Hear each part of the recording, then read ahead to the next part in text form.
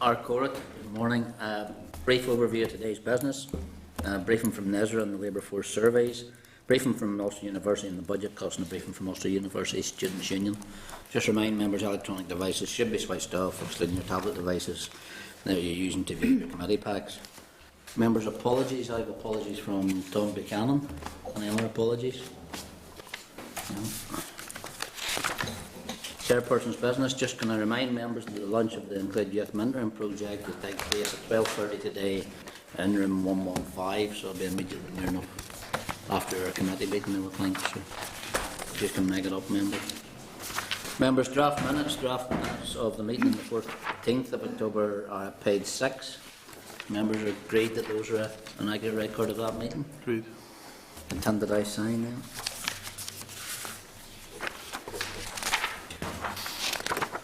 Members' matters arising at page 11. Members, apart from those listed, agreed action points from the last committee meeting on the 14th of October. Agreed? Members, moving on then, correspondence is at page 17 and also tabled. Correspondence from the Assembly and Executive Review Committee informing the committee of its call is at page 28. The principal objective of the bill is to enable the formation of an opposition in the Assembly and to confer rights in the opposition once it has been formed. Anything more on that? No. Well, basically, clause 18 is where topical questions, they'll have it that the chair asks the first topical question in plenary of the relevant minister. Members, anything we see as fit to reply to that as a committee here? Content to note. Yeah. And paragraph 14 of the schedule then, the motion may request that the function of statutory committees ceases to be to advise and assist ministers in the formulation of policy and instead becomes to scrutinise ministers. I think we do that anyway without the legislation in there. So, we're content to note the bill. You reckon Roman top for them? Members, page 30 is the departmental response regarding the briefing paper on the committee forward work programme. Members content? Or anything to say on that copy? No. Okay, members then at page 170 is the departmental response regarding the European Social Fund.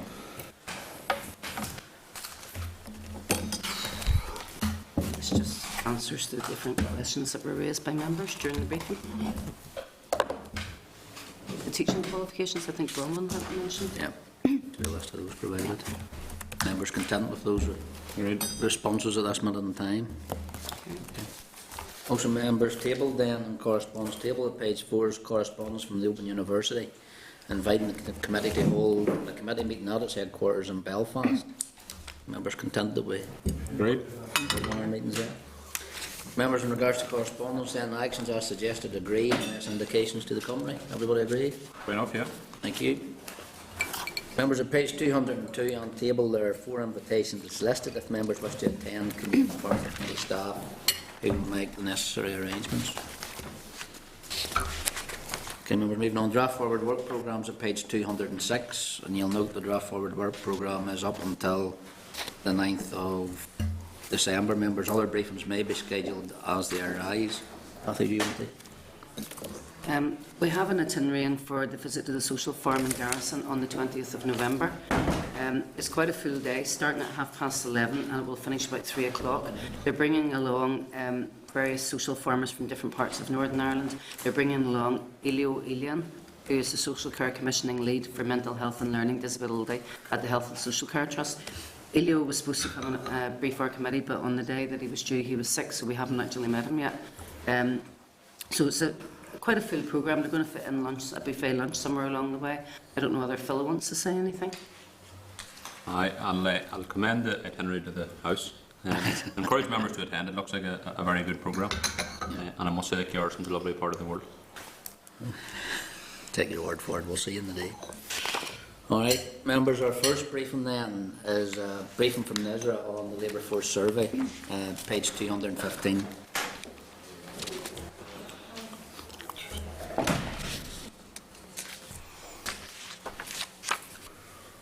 Here, right? Right. 10 minutes. Get them all together.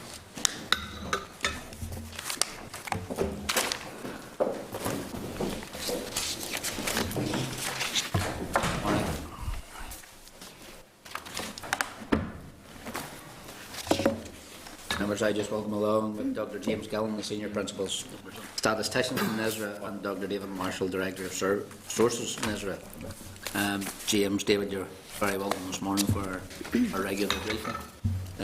Just advise 10 minutes for your briefing. Yep. Okay, James, over to you.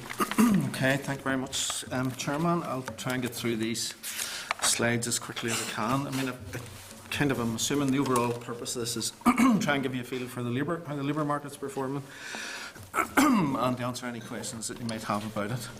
So the most recent results on the labour force survey were published last week and referred to June to August 2015.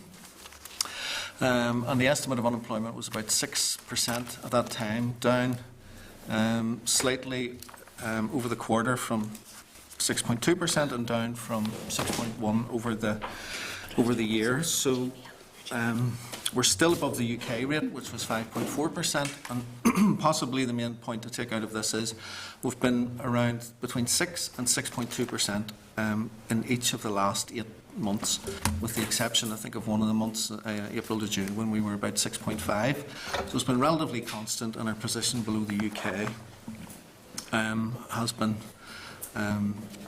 sustained throughout that period as well. So the next graph shows you, it's always important to get this in a kind of longer historical time context, and that's showing over the last 23 years. So compared to 1993, when we were over 12%, our current rate of 6% is not as bad as it has been historically. And I suppose the other point to take out of this graph, I should have said that Northern Ireland is the blue line and the red line is the UK, that our recent peak unemployment was in the period November to January 2013, when it was 8.3%. So since then, over the last 2 years and 7 months, it has fallen to 6%. And that would be, I mean, we would regard that as statistically significant, so a real improvement in unemployment above and beyond what you would expect from the kind of natural variation out of the... Sorry, Fran, you're looking It's just, it's certainly interesting when you talk about 12% back in '93, don't they? Then one of the things I think that we have tried to get to is the quality of jobs that come in. Back in '93, there had been quite a lot of jobs in manufacturing, quite a lot of jobs, because I think most of them were high quality jobs that have been lost. Does it tell you what the quality of jobs are that are coming in? And then, because we live in a very low pay economy, and it's just trying to get that match. Sure. You have I have a slide on that later, Mr McCann. I won't give you all the detail, but it'll kind of maybe throw a bit more light on that one. I mean, I'll just finish off the unemployment by moving to the Job Seekers Allowance. I mean, you're perfectly right.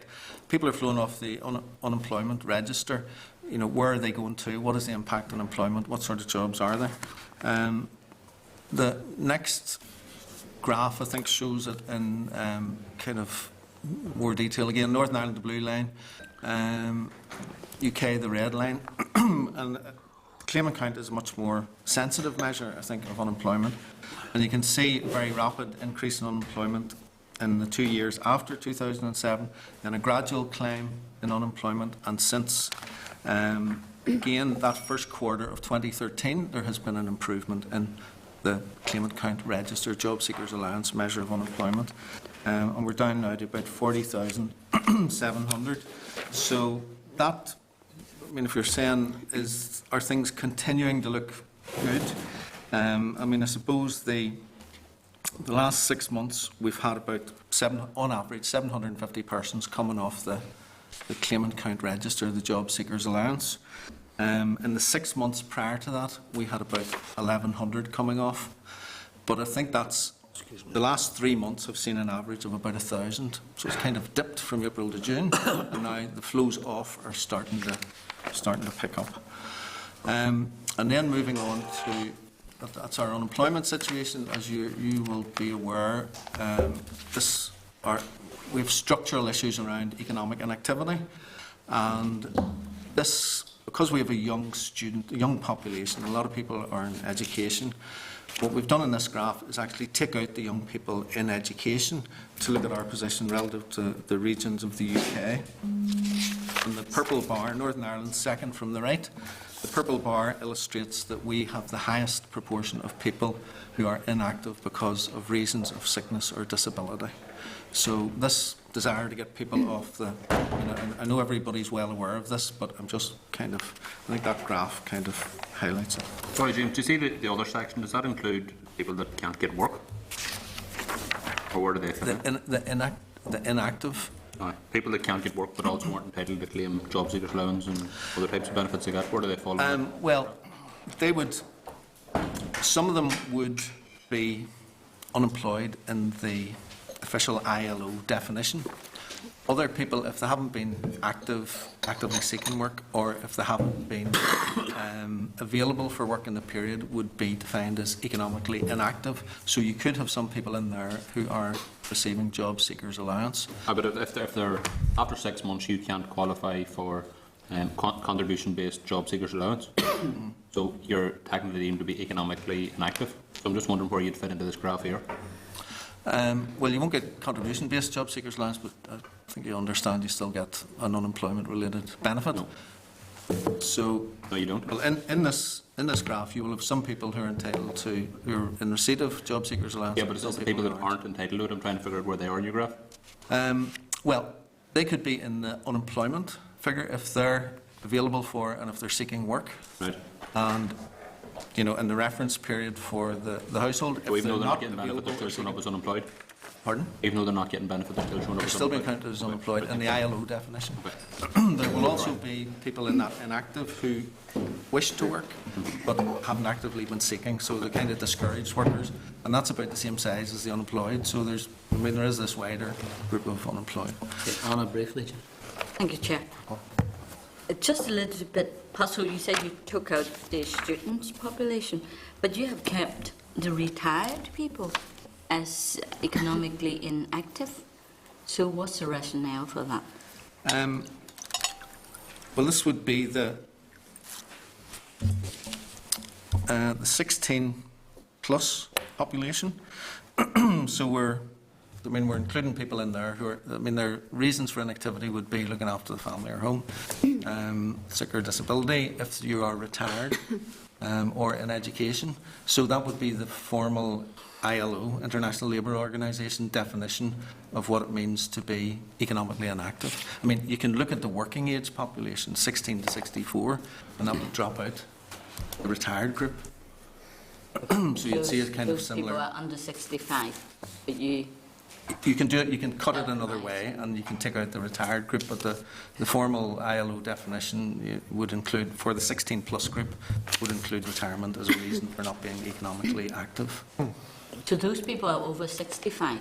No. So, yeah, okay, so you're saying You can either anybody from you can either 60? cut it the 16 plus, so everybody aged over 16, which would include all the 60 people aged over 65. Or you can look at the 16 to 64 population, to see what's going on with the people who are pre-retirement. So, we could So this present includes it those? either way. Okay, those include those over 60? This is a 16 plus. It doesn't say on it, but I think it's a 16 plus graph. Pat, very quickly. It may be on a slide, so forgive me if it is, James. But in terms of the economic inactivity and unemployment rates, do you have a slide showing per council area that you have in youth unemployment? Is that later on? If it is?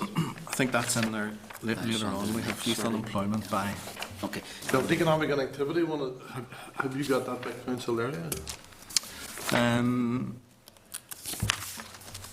not sure if I have it with me.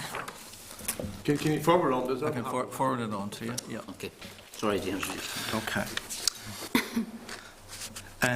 So that's our touching on economic inactivity. Now to come back to the next slide tries to answer Mr. McCann's question about, and this is a kind of busy slide, so if I might just take a minute to try and explain it.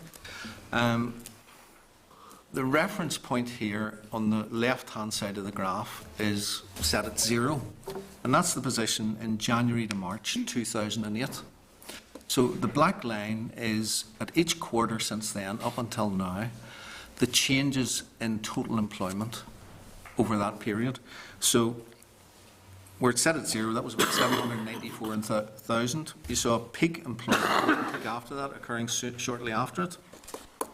And then it plummeted by about 43,000 over the year to March to May 2009. And since that, it has been gradually picking up. So if you think of January to March, close to the period of peak employment, we've surpassed that now. So we've recovered a lot of the losses since January to March 2008. And Northern Ireland's up about 1.1% above peak, or 2.8% since the start of that graph. But what's interesting in the graph is it also breaks down the growth in employment, or the changes in employment, by whether it's full-time males, part-time males, full-time females, or part-time females. So you can see below the axis, the horizontal line, there's a lot of dark blue, and those are full-time males. So most of the jobs lost have been full-time male employment. Now, we're just, in terms of full-time male employment, we're just coming back to where we were in January to March 2008. But as well as there being job losses throughout that period, there have been some people who have been gaining jobs. And you can see the light blue bars just above the axis is the part-time males. So there's been a growth in part-time male employment. Above that is a kind of slightly heavier shade of pink, which is female full-time employment. So there's been growth in female full-time employment. And then above that again, there's a sort of a lighter pink, which is female part-time employment. So I think what we're saying is a loss in male full-time jobs and growth in male part-time, female part-time, and female full-time. Now, self-employment is a kind of orange-tipped bar, and you can see it's been a mixture of losses and gains in self-employment.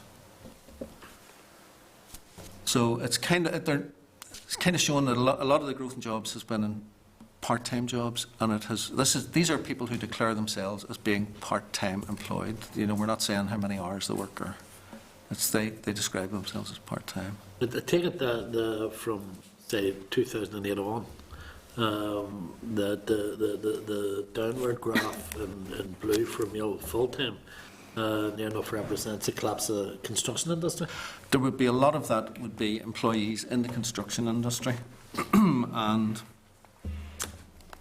there would be the self-employed would be the orange bit. So it's not, the orange bit wasn't as marked immediately after. It was kind of later on, 2012-13. You saw a lot of declines in self-employment. So not only the construction industry, but those involved in the supply chain, you know, in the manufacturing side of things, who are making doors and windows and bridge blocks and so on. We haven't got that information with us today, but you know, that's what our experience was in the past, that a lot of this was driven by the manufacturing and the construction sort of sector side of things. James, I know you say you don't have it, but you see the increase in part-time female and males. You wouldn't have any indication if those were zero-hour contracts, or? Our means of measuring the zero-hour contracts through the labour force survey, I mean, we're following ONS's lead in this, in that they tried to do it through the labour force survey, and the measurement errors about what people understood as being a zero-hour contract. In fact, Let's go back to that. as soon as they started to mention it and people became more popular, you could see the rates going up.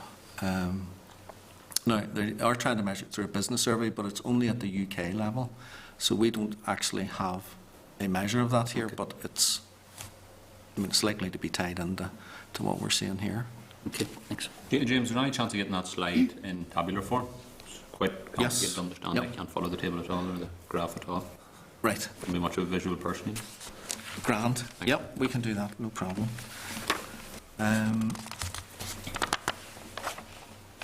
Actually, a very good graph. It is, Yeah. It's not as marked as the UK one. The UK one's much clearer, but I mean, it was. We've looked at it on the employee jobs measure, you know, the business survey measure. We've never been able to see it quite as clearly, because the business survey measure says you're part-time if you've worked less than 30 hours.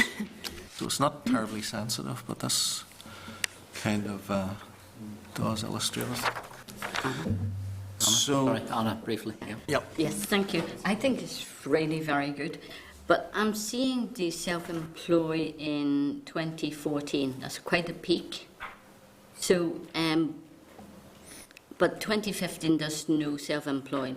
So have they dropped off, or is it just there is no new growth in it? Well, these are changes. You can. I think these are changes relative to January to March 2008. So it's kind of probably means it's not neither increasing or decreasing. You know, it's kind of staying fairly constant if it's not appearing there. Although the orange bit does look like it's suggesting it's decreasing towards the end of it. But So self-employed is quite for a year and a bit. volatile. I mean, it's kind of difficult to. It jumps about quite a bit when we're, with we haven't really been seeing. ONA or UK have had a large growth in self-employment. We haven't been seeing it here. You know, that's where a lot of their jobs growth has picked up, but we're not seeing any evidence of that. And I suppose I should caution, this graph is all hinged around January to March 2008. So, and that was peak employment, if you like. So there's an argument to be said, we shouldn't always be comparing ourselves to peak employment when, if you thought the boom was unsustainable and it was driven by, a property speculation or a property bubble. So I just introduce that note of caution. It is all hinged around one, fairly unique time period. But, if I provide the table, that might become a bit clearer.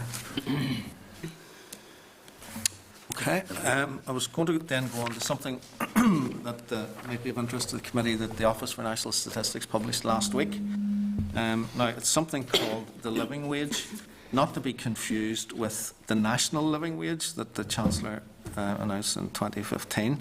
To be introduced in April 2016. So this is something different that an organisation called the Living Wage Foundation has calculated, and it's really based around. I think the researchers go out and they ask people in the population what do they think are necessary for a minimum standard of living.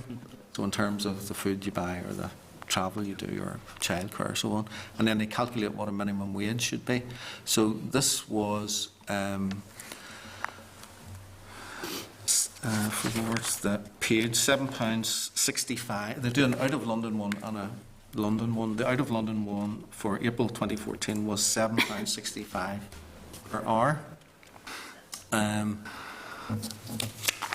It's on the next slide, shows you the Northern Ireland position. So about 29% of jobs in Northern Ireland had a living wage that was less than or below the 29% of jobs had a rate that was below the living wage. And they also provide that broken down by sub-region of Northern Ireland as well. So it's, as I say, it has no official status as such, but ONS used this as the kind of methodology they would use when the national living wage comes in. And I suppose the point also to make about this is it's not saying this is an individual's income, it's about the job.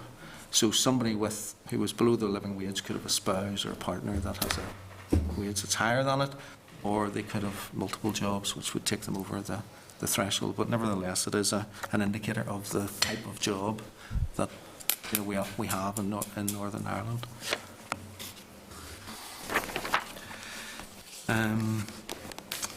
So we tweeted that last week and got a lot of interest and a lot of retweets. The next slide it breaks it down by the areas within Northern Ireland in terms of the district councils. So there are about 214,000 jobs altogether on this estimate that we're coming out with a rate below the living wage. It is workplace based, so it can be. If you look at Causeway, Coast and Glens, you're saying 40% of all jobs there were below the living wage, but there might be a lot of people in Causeway, Coast and Glens that work elsewhere. So it can be misleading to that extent, so it does relate to where the jobs are Have you the full stats for all the council areas again? We have, yes, they published them as well. I mean, Oh, that's- Causeway, for Mananoma, 39% below the living wage, that's 13,000. Mid-Ulster, 37%. Lisburn, Castlereagh, 35%. Uri, Morning Down, 35%. And they go through the rest of them, but those are the ones, you know, the kind of the ones with the highest rates. James, I had seen the statistics broken down by council, but is it possible to get comparable figures for people that are under 25 and over 25? So I was looking through the ONS website and I couldn't see it. Is there any way you could try and get that out of them? We could have a go at it. I mean, we can't produce it ourselves Yeah. because we don't have the right. But they'll still have the raw data, but they might just not have published it. Yeah, we can put in a request. Okay, pushing on then. I mean, again, you're probably interested in what the, the overall economic situation is like, and we have got this quarterly composite index, which is the output-based measure of GDP. So it has shown a 1.3% increase over the year, whether it's quarter 2 2014, quarter 2 2015, or rolling 4 months, which is a bit more stable, but a slight decrease over the quarter. And that decrease was included, the decrease over the quarter, if you look at it by public and private, the private sector increased slightly by 0.1% over the quarter and by 2.1% over the year. So it's actually been dragged down by the change in public sector employee jobs, which fell by nearly 1% over the quarter and just over 1% over the year. And that's illustrated in the graph over leaf, what's over the page, which kind of shows the trend. I mean, we reached the minimum there in about Q4 2012. If you remember, I was saying that unemployment started to pick up from early 2013. So this is tying in with that from the end of 2012, beginning of 2013. We're seeing output increase. Output is increased by about 3.5%, but on average it's about it's 1.3% per year, something of that order. When you compare that with the UK GDP figure, which is the red line, you can see the Northern Ireland recovery has been much more sluggish and was much more delayed than what was evident in the UK. Now, it's not, our measure isn't GDP, which is a kind of much more rounded measure, but it's very, very close. The first estimate that the ONS puts out, which is about 3 weeks after the end of the reference period, it's very, very similar to that measure. So, you know, it's kind of become something that people do refer to. And if you, the next slide includes in the position for Scotland and which is in the yellow, and the Republic of Ireland, which is blue.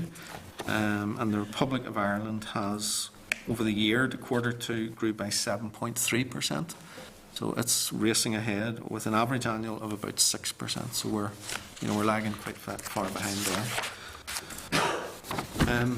So then I have a couple of slides on long-term youth and those not in education employment. I mean, I'm conscious I'm close to my 10 minutes, so I'll... James, actually, because of members coming in, asking you questions while you're presenting, I'm content, no, just keep going. Keep going, you're doing well.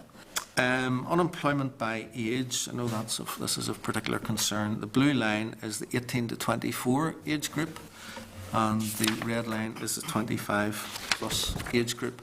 So you can see the 18 to 24 has an unemployment rate of nearly 19% compared to 4% for the 25 plus, which is quite stark. Now, I just need to be clear what I'm talking about. This isn't 19% of all 18 to 24-year-olds.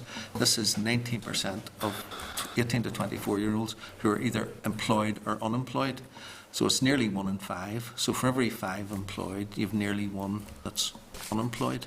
You think of it like that. It's leaving education, people in education and economically inactive out of the picture. So some people sometimes think it's 1 in 5 of 18 to 24-year-olds are unemployed. It's not that. It's 1 in 5 of the economically active. So in terms of the numerical, I mean, that's their rates. In terms of the numerical split, if you take the unemployed, that 6% I was talking about, you've got about 60% of those are 25 plus, and about 40% are in the 18 to 24. So it gives you a feel for the size of the problem, and that's about 20,000 odd 18 to 24-year-olds. So over the next slide then provides just a bit more information on the 16 to 24 labour market status. That didn't come up, did it? So it's showing 42% 16 to 24s are in employment, 37% are in education. So, I mean, there was a trend as the jobs market became much more difficult. People switched from seeking employment or being in employment to education, and that has kind of reverted now back to the situation where you've got proportionately more young people in employment than you have in education. So, but there's still kind of 10.8, 10.3% who are either unemployed or they're economically inactive for another reason. And that figure really hasn't changed, those bottom two lines. And that kind of gives you a sense of the perspective. So the next slide gives this by the new district council areas. This is switching to the job seekers allowance claimant count rate measure of unemployment, and you can see that Derry and Strabane have 13% of 18 to 24-year-olds in the, and this is out of the 18 to 24-year-old population who are in receipt of job seekers allowance, which is nearly twice the Northern Ireland average. I kind of rank orders it there. So then the final group of slides take us on to the not in employment, education or training. And that gives a Northern Ireland rate of 16% of those aged 16 to 24. So again, that's the whole 16 to 24 population, and that is higher than the UK rate of 12%. And when we break that down across the countries of the UK, which is the next slide, you can see that Northern Ireland and Wales have similar rates, 16%, much higher than England and Scotland, UK average. And I was going to stop there, Mr. Chairman, just if there are any questions. Members, is there any additional questions we have? James, thanks for the presentation, but I do think that the glaring omission is rates of emigration, particularly from rural communities, that so many young people unable to access employment have left to work elsewhere. Are there any figures available that you can include in future labour force briefings in terms of the rates of emigration, how that's impacting upon unemployment figures? Yeah, we have a slide at the back. That's an old slide. Do you want to? I mean, I'd say a few words about that.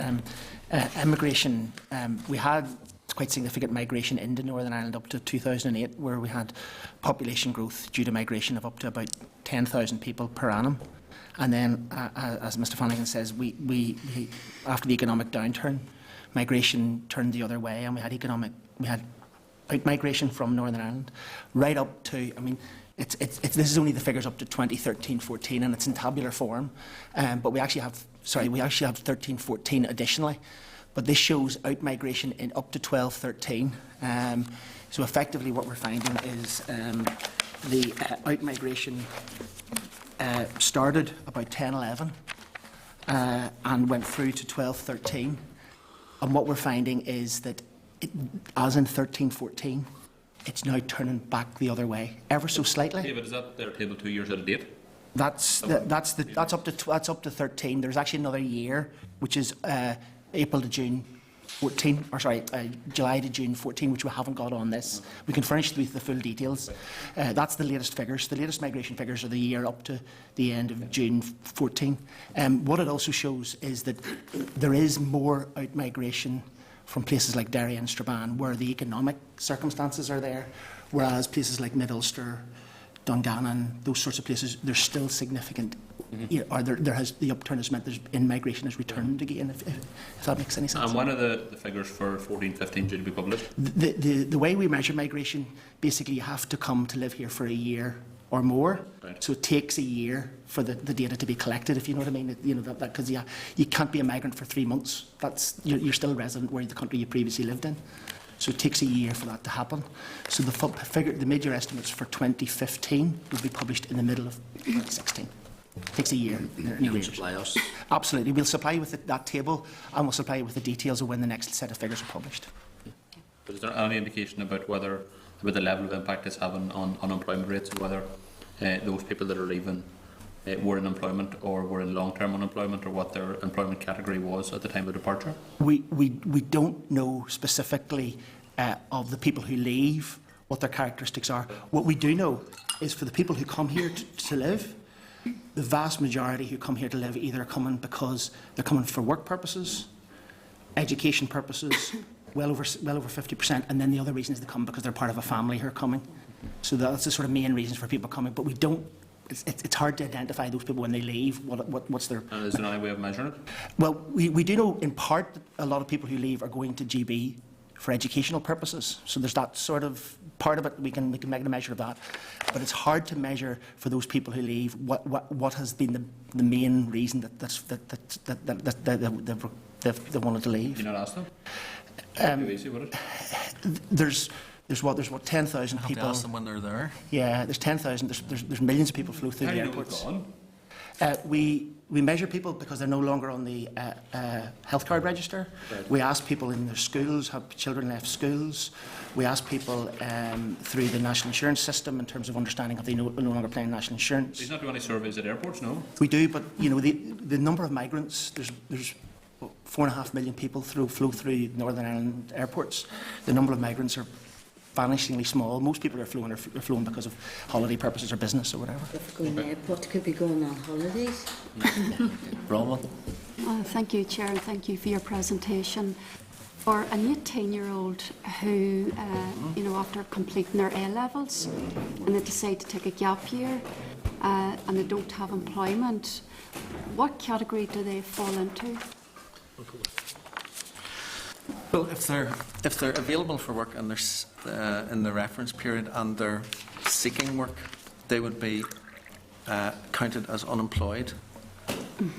So they would, if they're looking for a job and while they're in their gap year, they would be counted as unemployed.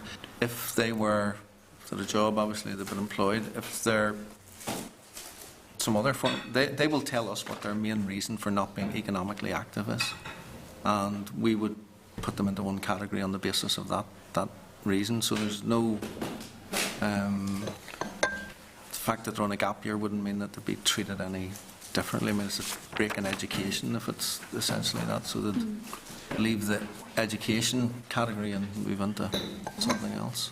So if, for whatever reason, an 18-year-old wasn't claiming job seekers allowance, and I know of one such young person, what category do they fall into?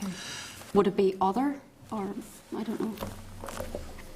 I mean, we have a slide that shows this kind of overlap between, you know, there are two ways of measuring unemployment. One is the internationally agreed definition. Yeah. That depends on whether you're available or seeking work and have been unable to find work.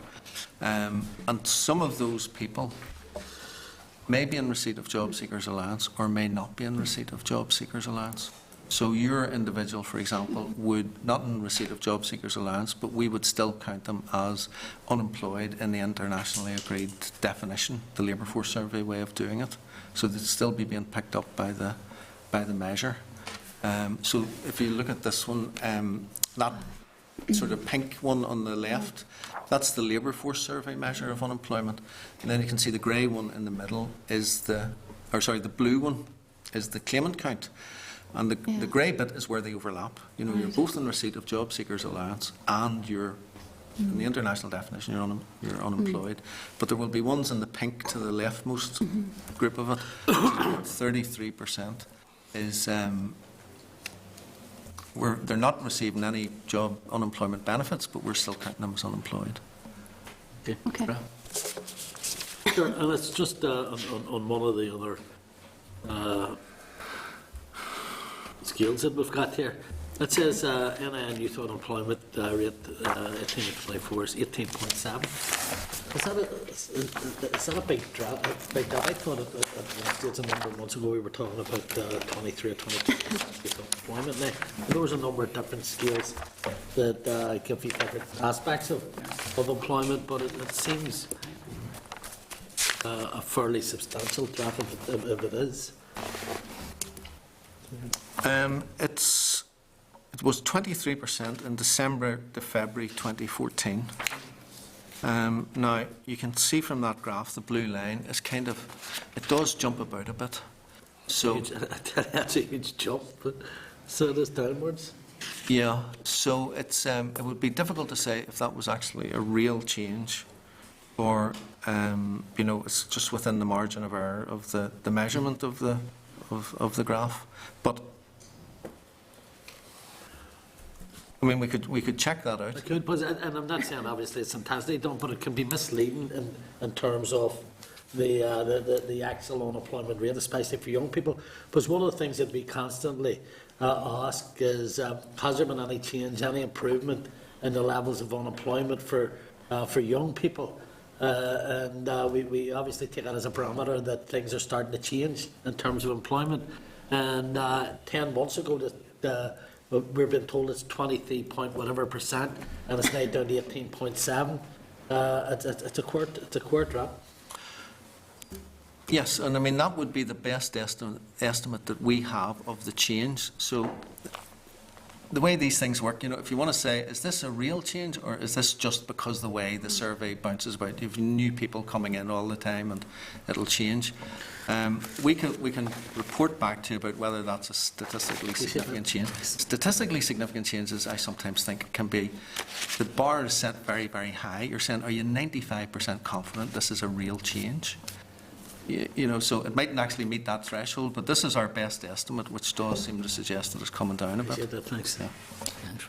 Mike, No, just quickly, and apologies for arriving late. Page 236, is it? Not in employment, education or training, there, James. Northern Ireland, it's sitting at 16, is that what it is? Yep. Yeah. But if you go back there, at one stage we were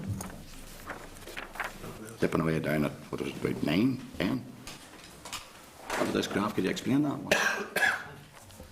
one? There was a drop in and around April to, that looks like It's sitting there to figure end, about end of between 8 and 12. end of 2010. Yeah. But can you explain that? And then after that, we just started to peak on up and up, back and forth, and then up to 16. Well, I suppose you can see that that's about 2010.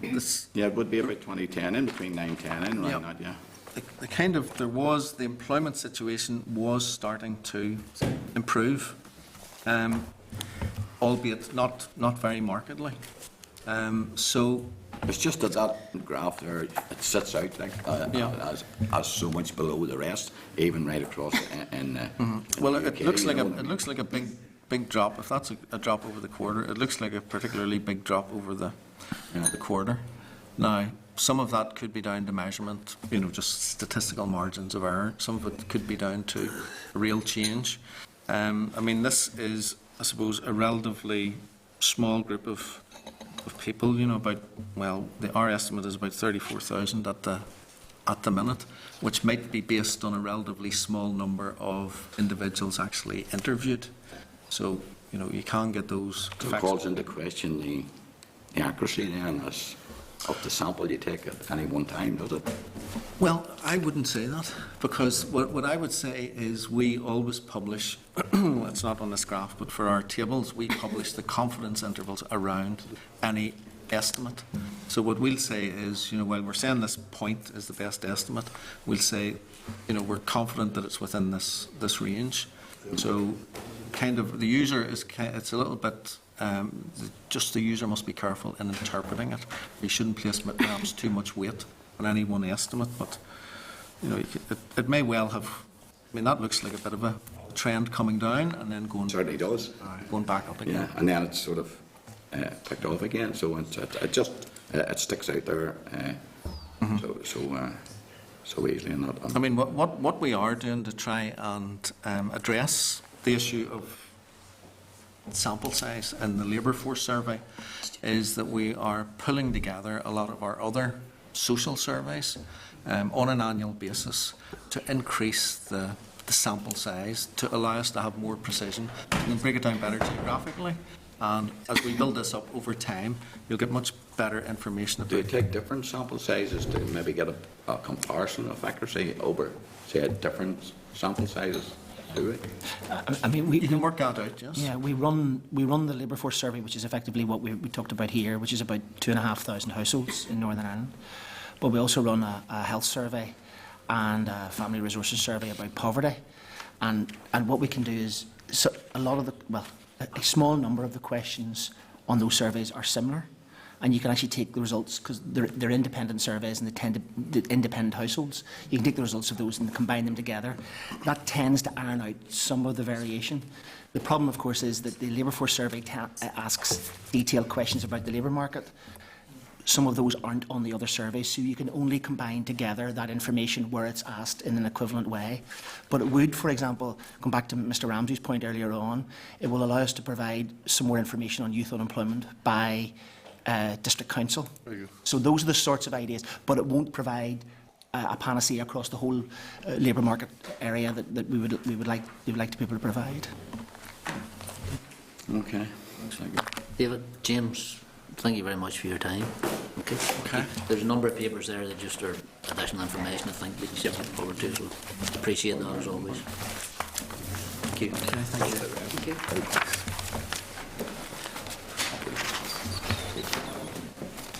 Okay, members, our next briefing is a briefing from Ulster University in regards to budget cuts. Members, just remind you, this will be covered by Hansard.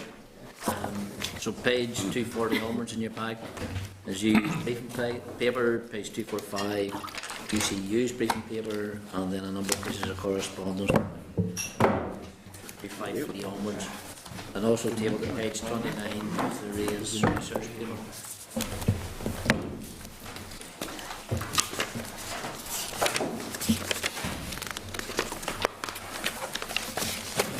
Good morning. Members, may I just welcome Professor Paddy Nixon, Vice-Chancellor and President of Ulster University, Professor Richard Miller, Pro-Vice-Chancellor of Academic Planning, Partnerships and International Affairs of Ulster University, and Mr Peter Hope, Chief Finance and Information Officer of Ulster University. Gentlemen, you are very welcome this morning, so Paddy, over to you. Well, good morning, and thank you for the opportunity to join you this morning. Obviously, I'd rather be coming as my first visit to employment and learning on a slightly different note, but and I hope that you'll have me back at some point to talk about the future plans for the institution and the development of higher education in Northern Ireland. Today, the conversation obviously is around the impact of the reduction in funding through DEL to the university, and we provided a briefing prior to the meeting. What I'd like to do is just walk steadily through that, add a bit of nuance to the commentary that's already in there, and then obviously I'll be very comfortable to take questions from any of the members as a consequence of that. Oh, I should just check my phone is switched off before we start. Sorry about that. Yeah, that's fine.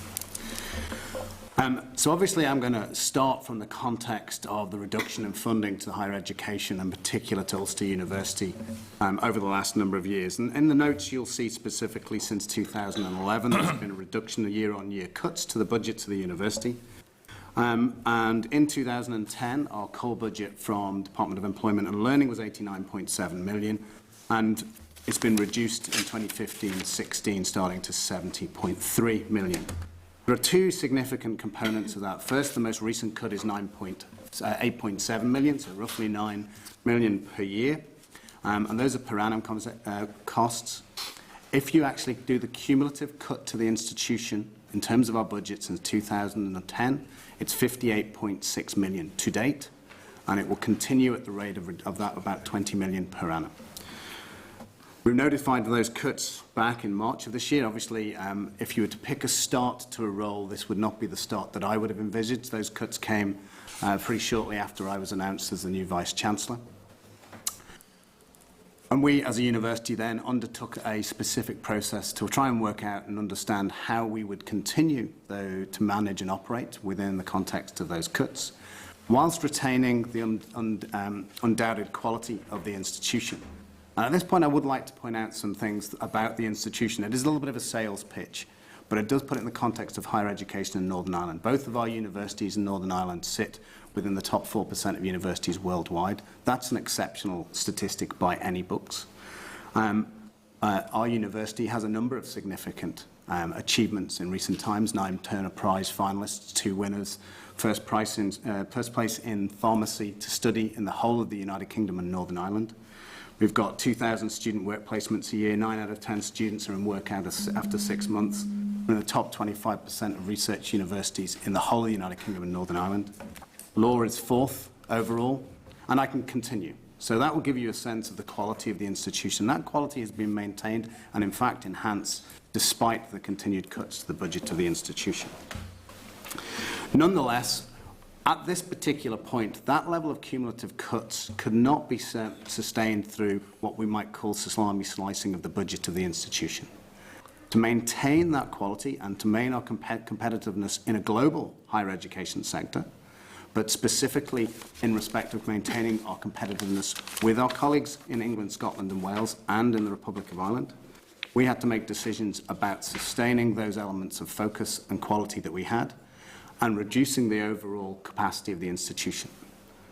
So, as you will be aware, in June of last year, we announced that the impact of those cuts would be a reduction of 1,250 students, and I have to point out that that's achieved over a 4-year time period, because we have to, and we will always be managing the reduction in student numbers through ensuring the quality of our provision of education.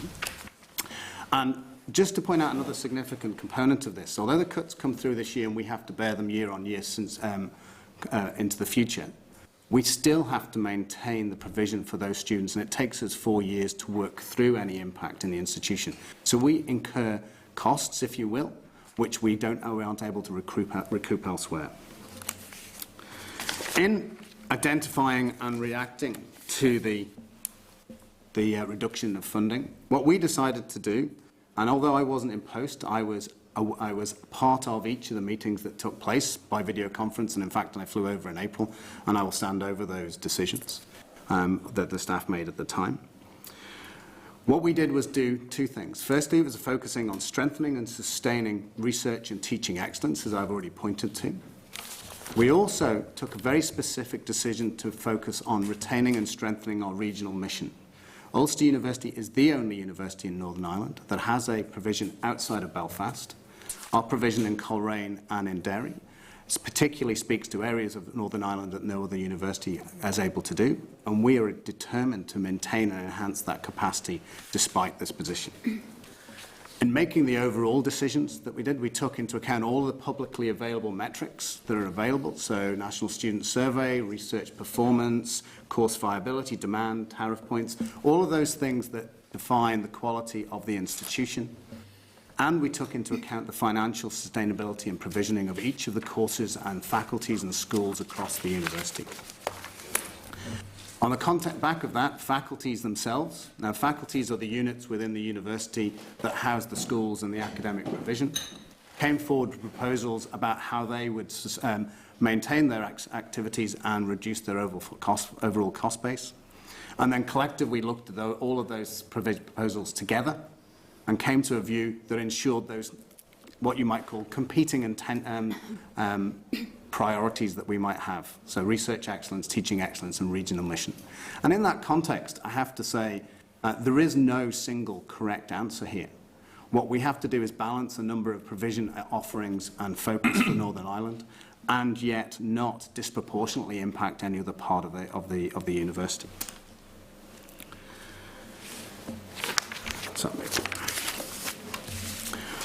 So as you'll be aware, what that resulted in is the proposition that went out to staff, and I have a series of pieces of information here to answer questions on that particular process. But overall, what we did in June was announce the scale of the cuts to the institution. That was prior to my arrival, which was broadly 1,250 student places and roughly 210 academic staff positions, or staff positions, I should say, more generally across the institution.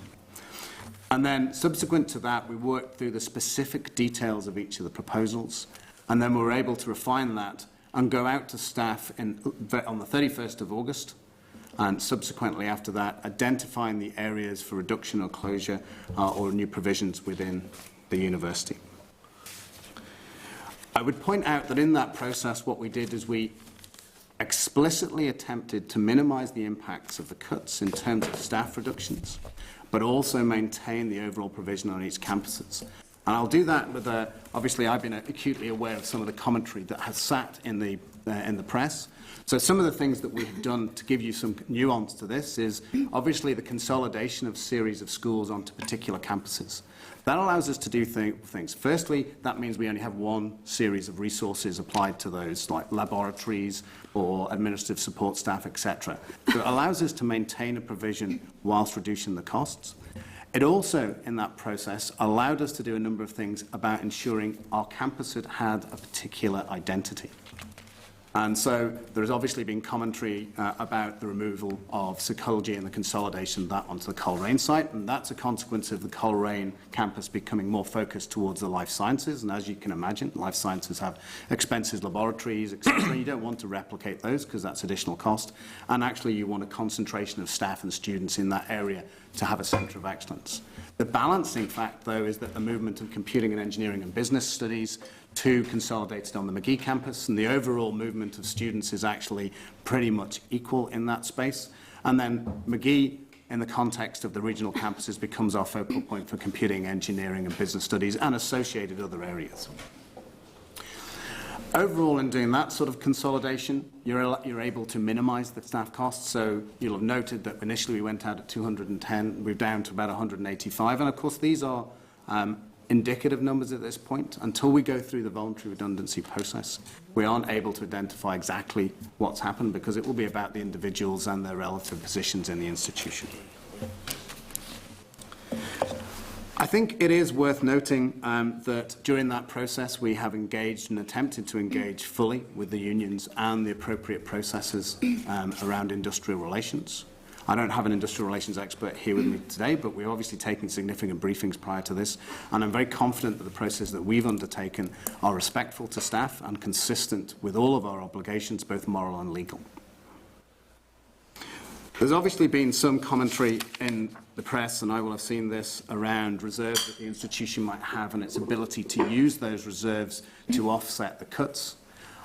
That actually doesn't accurately reflect the institutional accounts, and I'll do this in two parts. I think it's important to say reserves can either be overall reserves or cash reserves. Our overall reserves at this moment in time are primarily made up of approximately £171 million related to our fixed assets.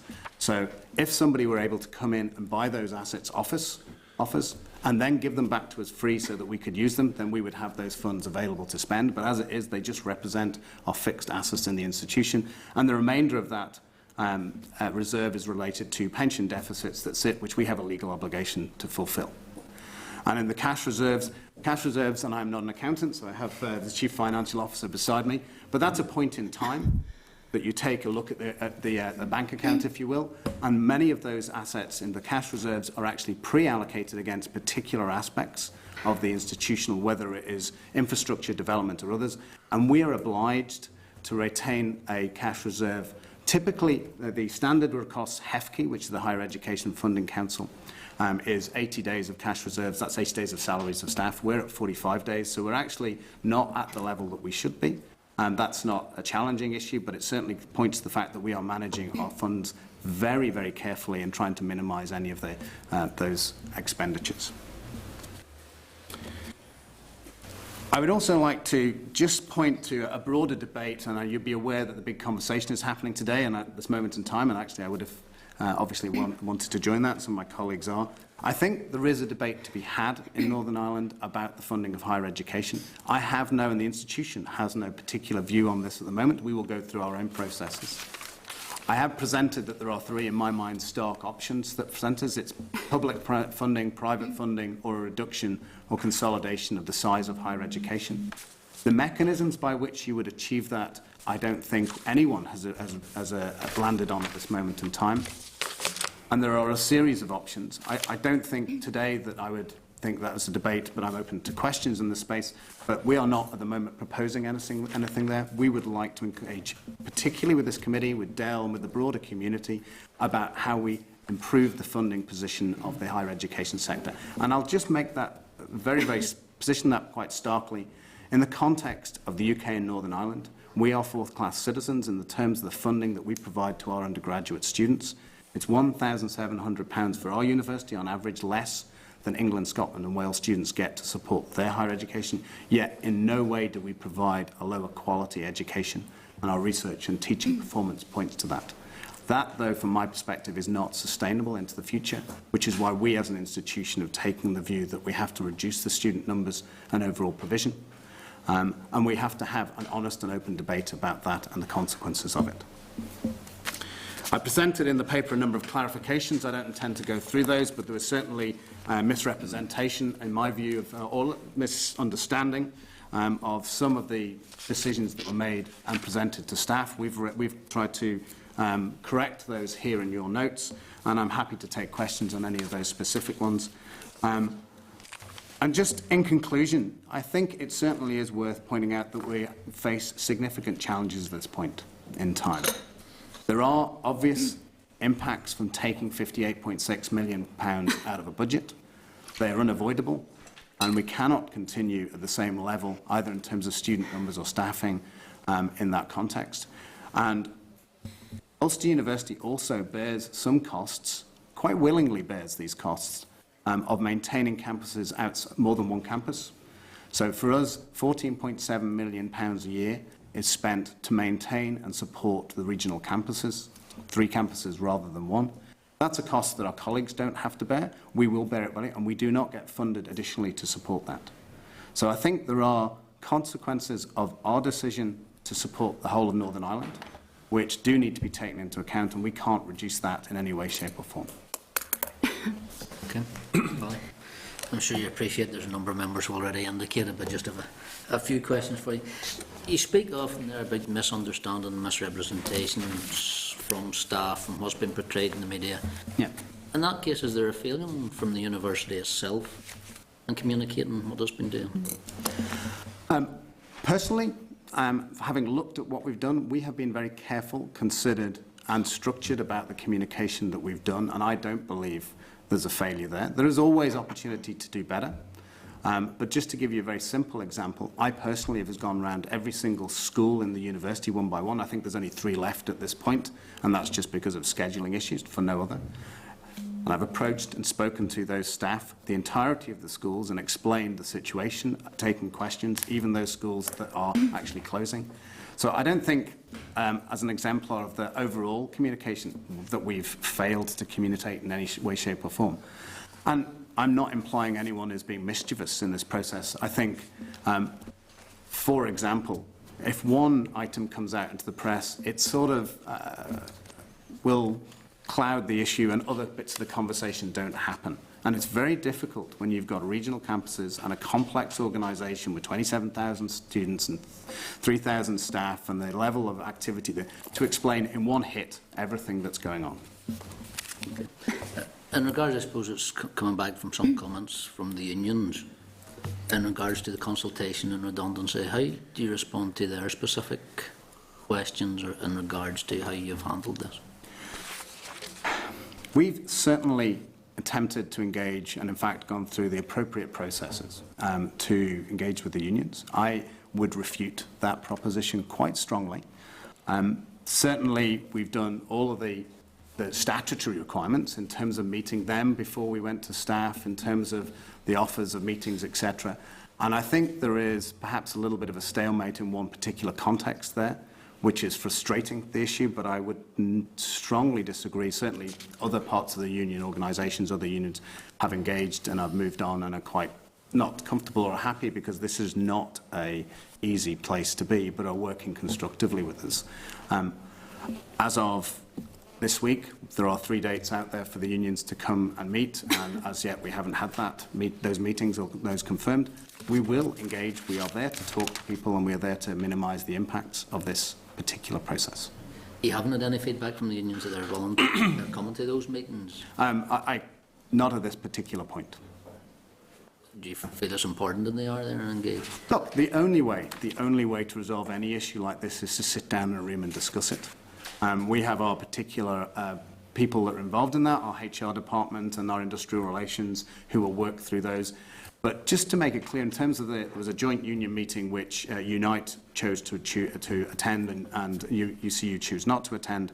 We brought our academic deans along to that as well, so that there can be a conversation not just with the formal HR part of the university, but with the academic provisions to try and explain the rationale and to work those things. Now, and I will also be clear that it's an ongoing process, it's not a point in time. And as people ask questions, you provide information, you resolve it. You can't undertake these processes by email or correspondence. I suppose jumping about a bit, you covered quite a lot in your presentation. In regard to school closures and course closures, the one that hit the headlines, I suppose, was languages. Yes. Mathematics was also affected, and a number of other Yeah. ancillary ones. You said you were involved in those meetings, yes, should it be video conference and all. How did you come about the decision, especially in regard to languages and mathematics?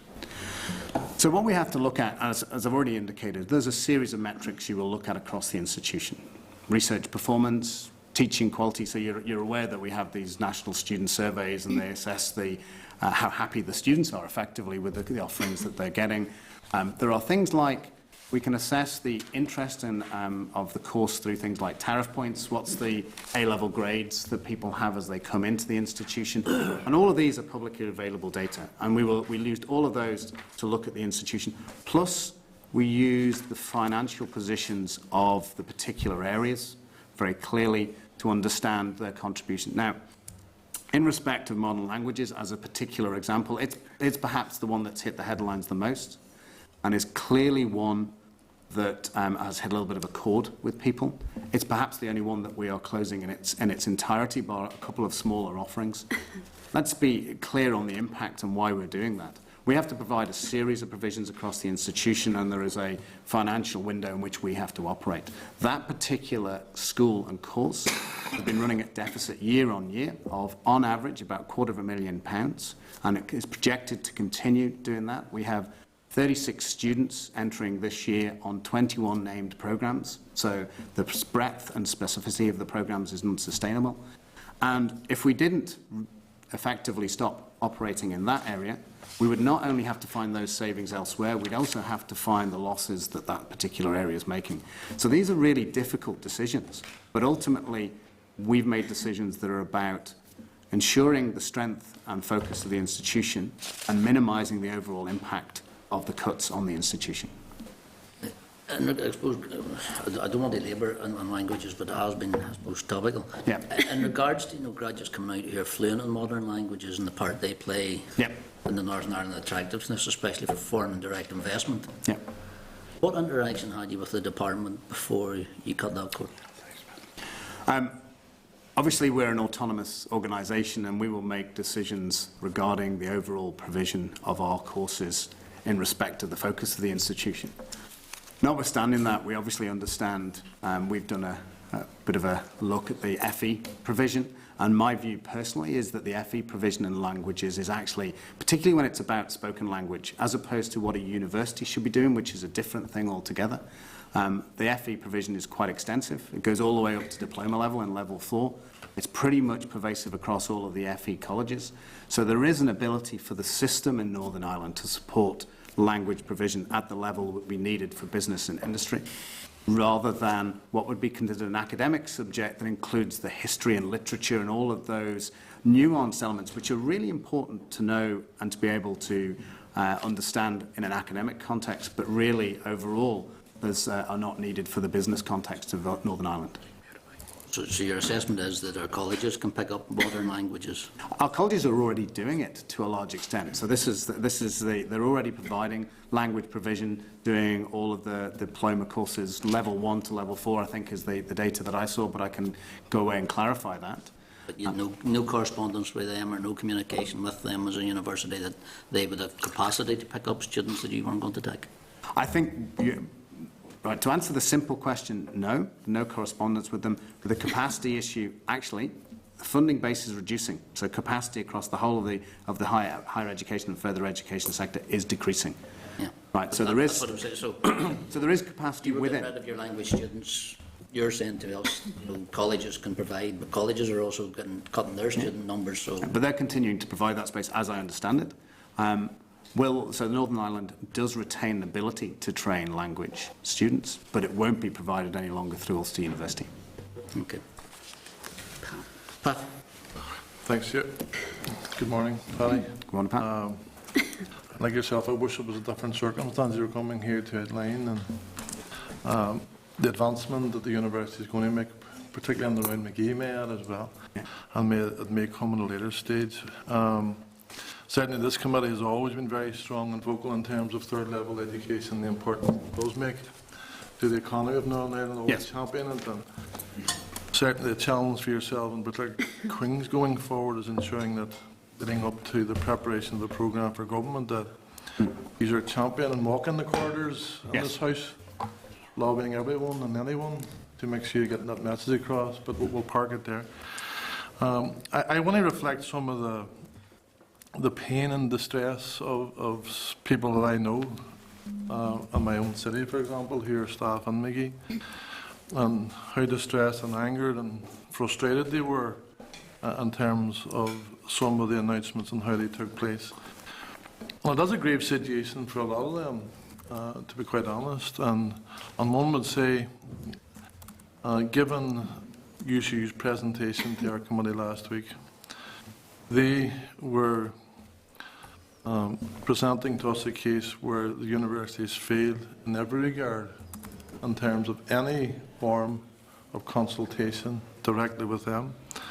And they challenge you directly as the head of Ulster University now is, you refuse to meet them to discuss this, and there has been no evidence-based business case being provided to outline the reason and justification for these particular job losses and the closure of schools. Would you like to comment on that, maybe? Well, firstly, I'd say it's completely wrong. We have provided outline business cases to both unions, and we have correspondence on a particular date to support that. It was received by Unite and accepted and viewed to be sufficient for the engagements that are required. UCU have asked further questions, and at this particular point in time, UCU is refusing to engage in any conversations until all of their demands are met. Now, we can articulate the demands, but that simply doesn't enable us to have a conversation. And I think it's slightly disingenuous to say that I'm refusing to meet them. That's not true. I received, for example, the day before this particular committee met with them, an email from one of the representatives. It typically takes me 24 hours to respond to those sort of things through my office. They've had a response offering to meet, but in a staged way. The first part of this has to be around the industrial relations process. They've been invited at frequent points to each of the engagements. And of course, I'll be happy to meet them, but not on the back of basically, if you don't meet us, we're not going to engage. I think that's not a helpful approach to take. I am a very collaborative individual, and I would be looking for the university to work closely with any people who will engage with us. But I think it has to be done in a shared approach. Well, I appreciate and any questions I'm reflecting on both their position and also the staff and students that I have met as well. And certainly we would encourage you, and I would personally encourage you to get to that conversation, and it is a big conversation as well with them, to try and to see if there is mitigating circumstances against some of the job losses in terms of some of the schools. And the dilemma for us, and I sit on the Assembly Commission here as well, and we have had to endure the same cuts. We've had to take the same pain. We've had to introduce voluntary redundancies. But the difference here, from the union's perspective, is that these are not voluntary redundancies as such, as that there's not an open call as it was done through all departments, that for somebody who, as at a certain age, may want to take advantage of that these are specifically aimed and targeted at specific areas. So they're not voluntary redundancies, and staff are a wee bit angered and upset at that. Is there any other methodology you talked about you would wish to have mitigating circumstances that you would have look again at an opening call? No, I actually don't think that will, A, serve the strategic purpose of the university, or result in us being a stronger university that's able to face some of the other challenges that we might face. At this point in time, as you'll be aware, we have no certainty around the funding base of the institution going forward. There's no, it's an interesting challenge, and I'll take up your challenge of lobbying in the corridors quite strongly, because that's actually, it's got to be a collaborative endeavour. In terms of the targeting of the voluntary redundancy schemes in particular areas, that for me is actually one of the ways of mitigating the overall scale of cuts that we might be looking at.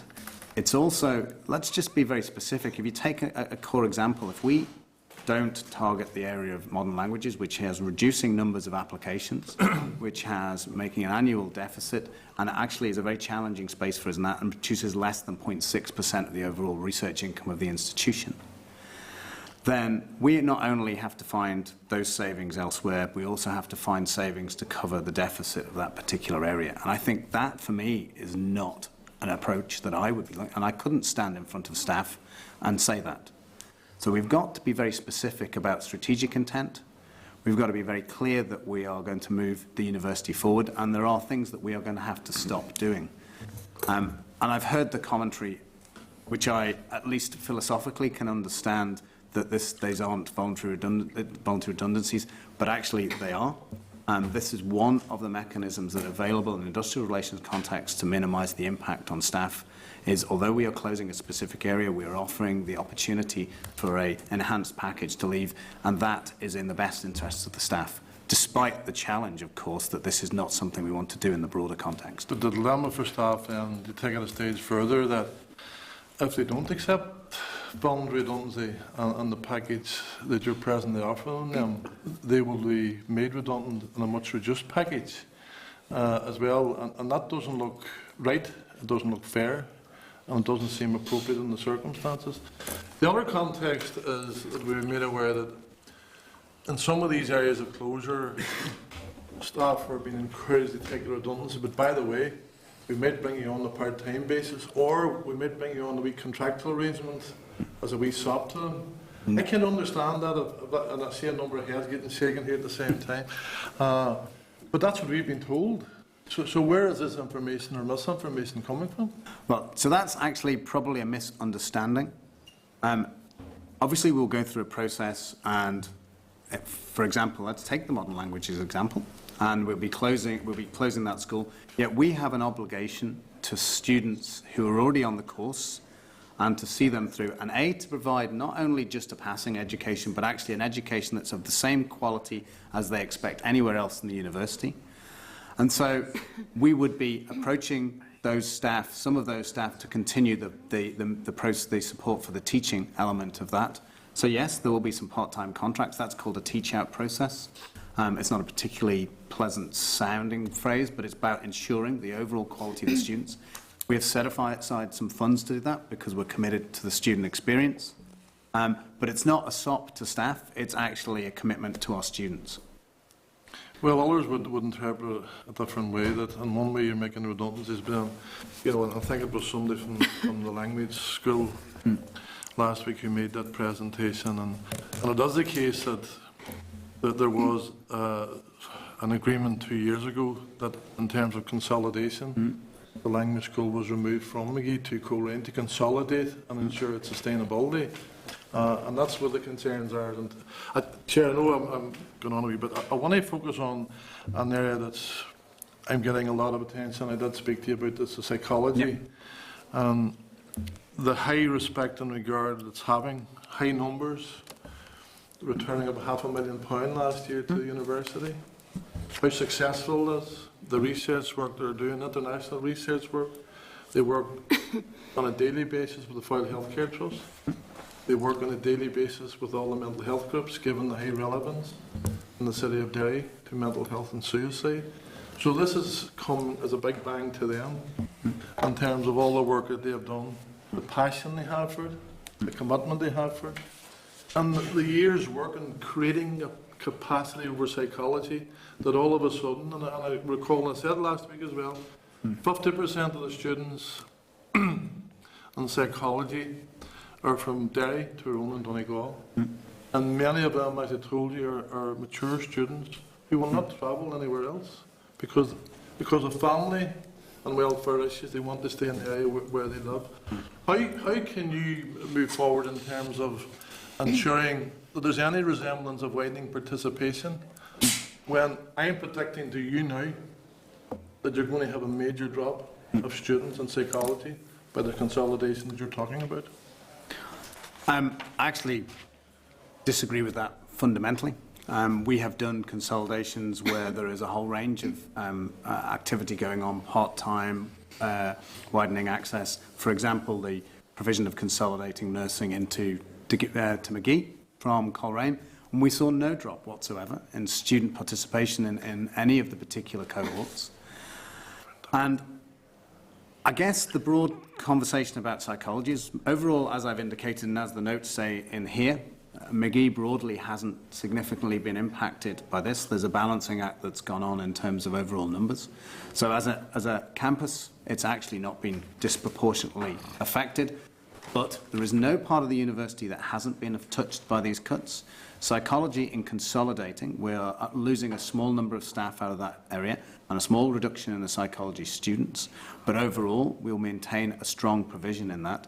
If we hadn't have consolidated it from 2 campuses to 1, we'd have to take a larger cut in that, and I believe that would have been more detrimental.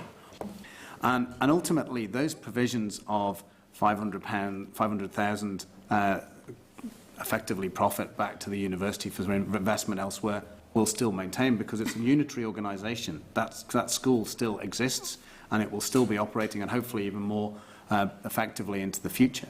Our provision into support of research and outreach activities in each of the communities, Derry, Coleraine or Belfast, will be maintained and continued.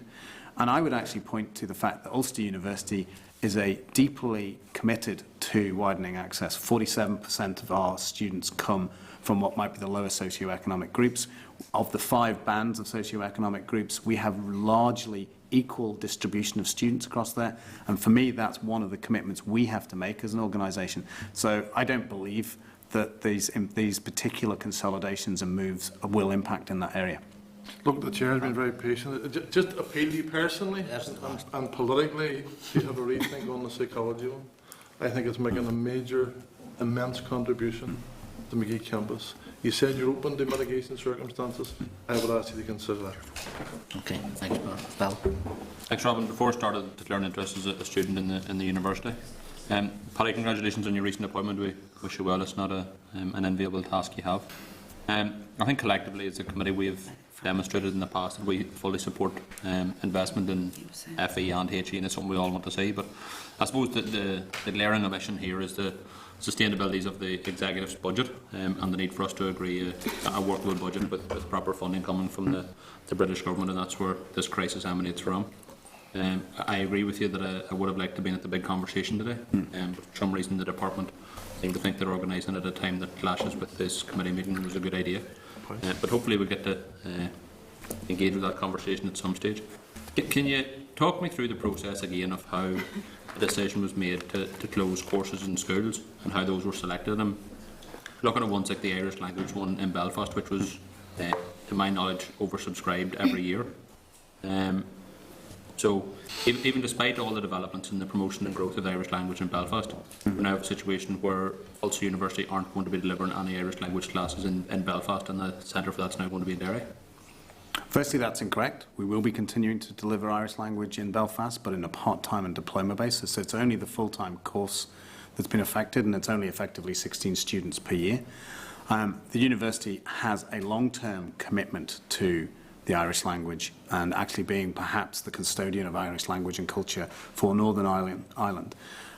In doing the consolidation that happened in that particular place, you can imagine the challenge that we might face. Cuts had to be across the board. There are certain things that we needed to prioritise in terms of our commitments either to the community or to our research endeavour. Irish language and culture and heritage was one of those. To achieve that in the context, we had to look at a consolidation. So I would have been stuck between a rock and a hard place between consolidating to Belfast or consolidating to Derry, it has to be said. But we've taken the view, because historically there's a strong part of the research component sits in the Derry campus, so that's where the consolidation is happened.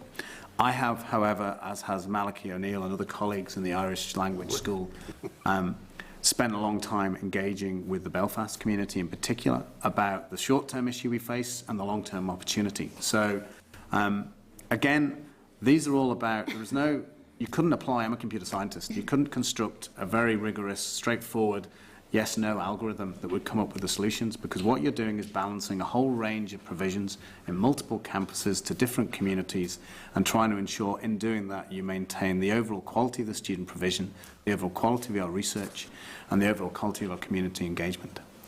Just something that perhaps might not be completely obvious to colleagues here.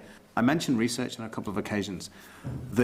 If you will, the brand value of Ulster University's degree outside of Northern Ireland, and the thing that's drawing inward investment from Citibank and others and CME Group, etc., is the quality that's perceived from their degrees. Now, the students themselves are an exemplar of that, but when they look in from outside, it's the research rankings that they look at, and that is the flag that people use to demonstrate that we are a high-quality institution. So we've got to balance all of those. If we were to retrench from that and simply become a teaching organisation, we effectively become an FE college, and that is not what Northern Ireland needs. What it needs is a balance of further education and higher education has a balance of research and teaching. Okay, can I bring you on to the wider issue of redundancies?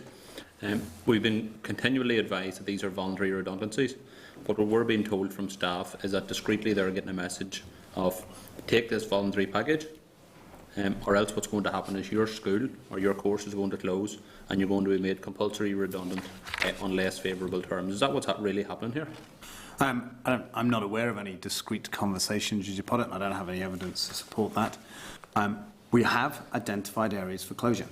And as part of that process, as part of our obligation to staff, we have to offer voluntary redundancies, and it's quite right to do so, to ensure that they have the best opportunity into the future.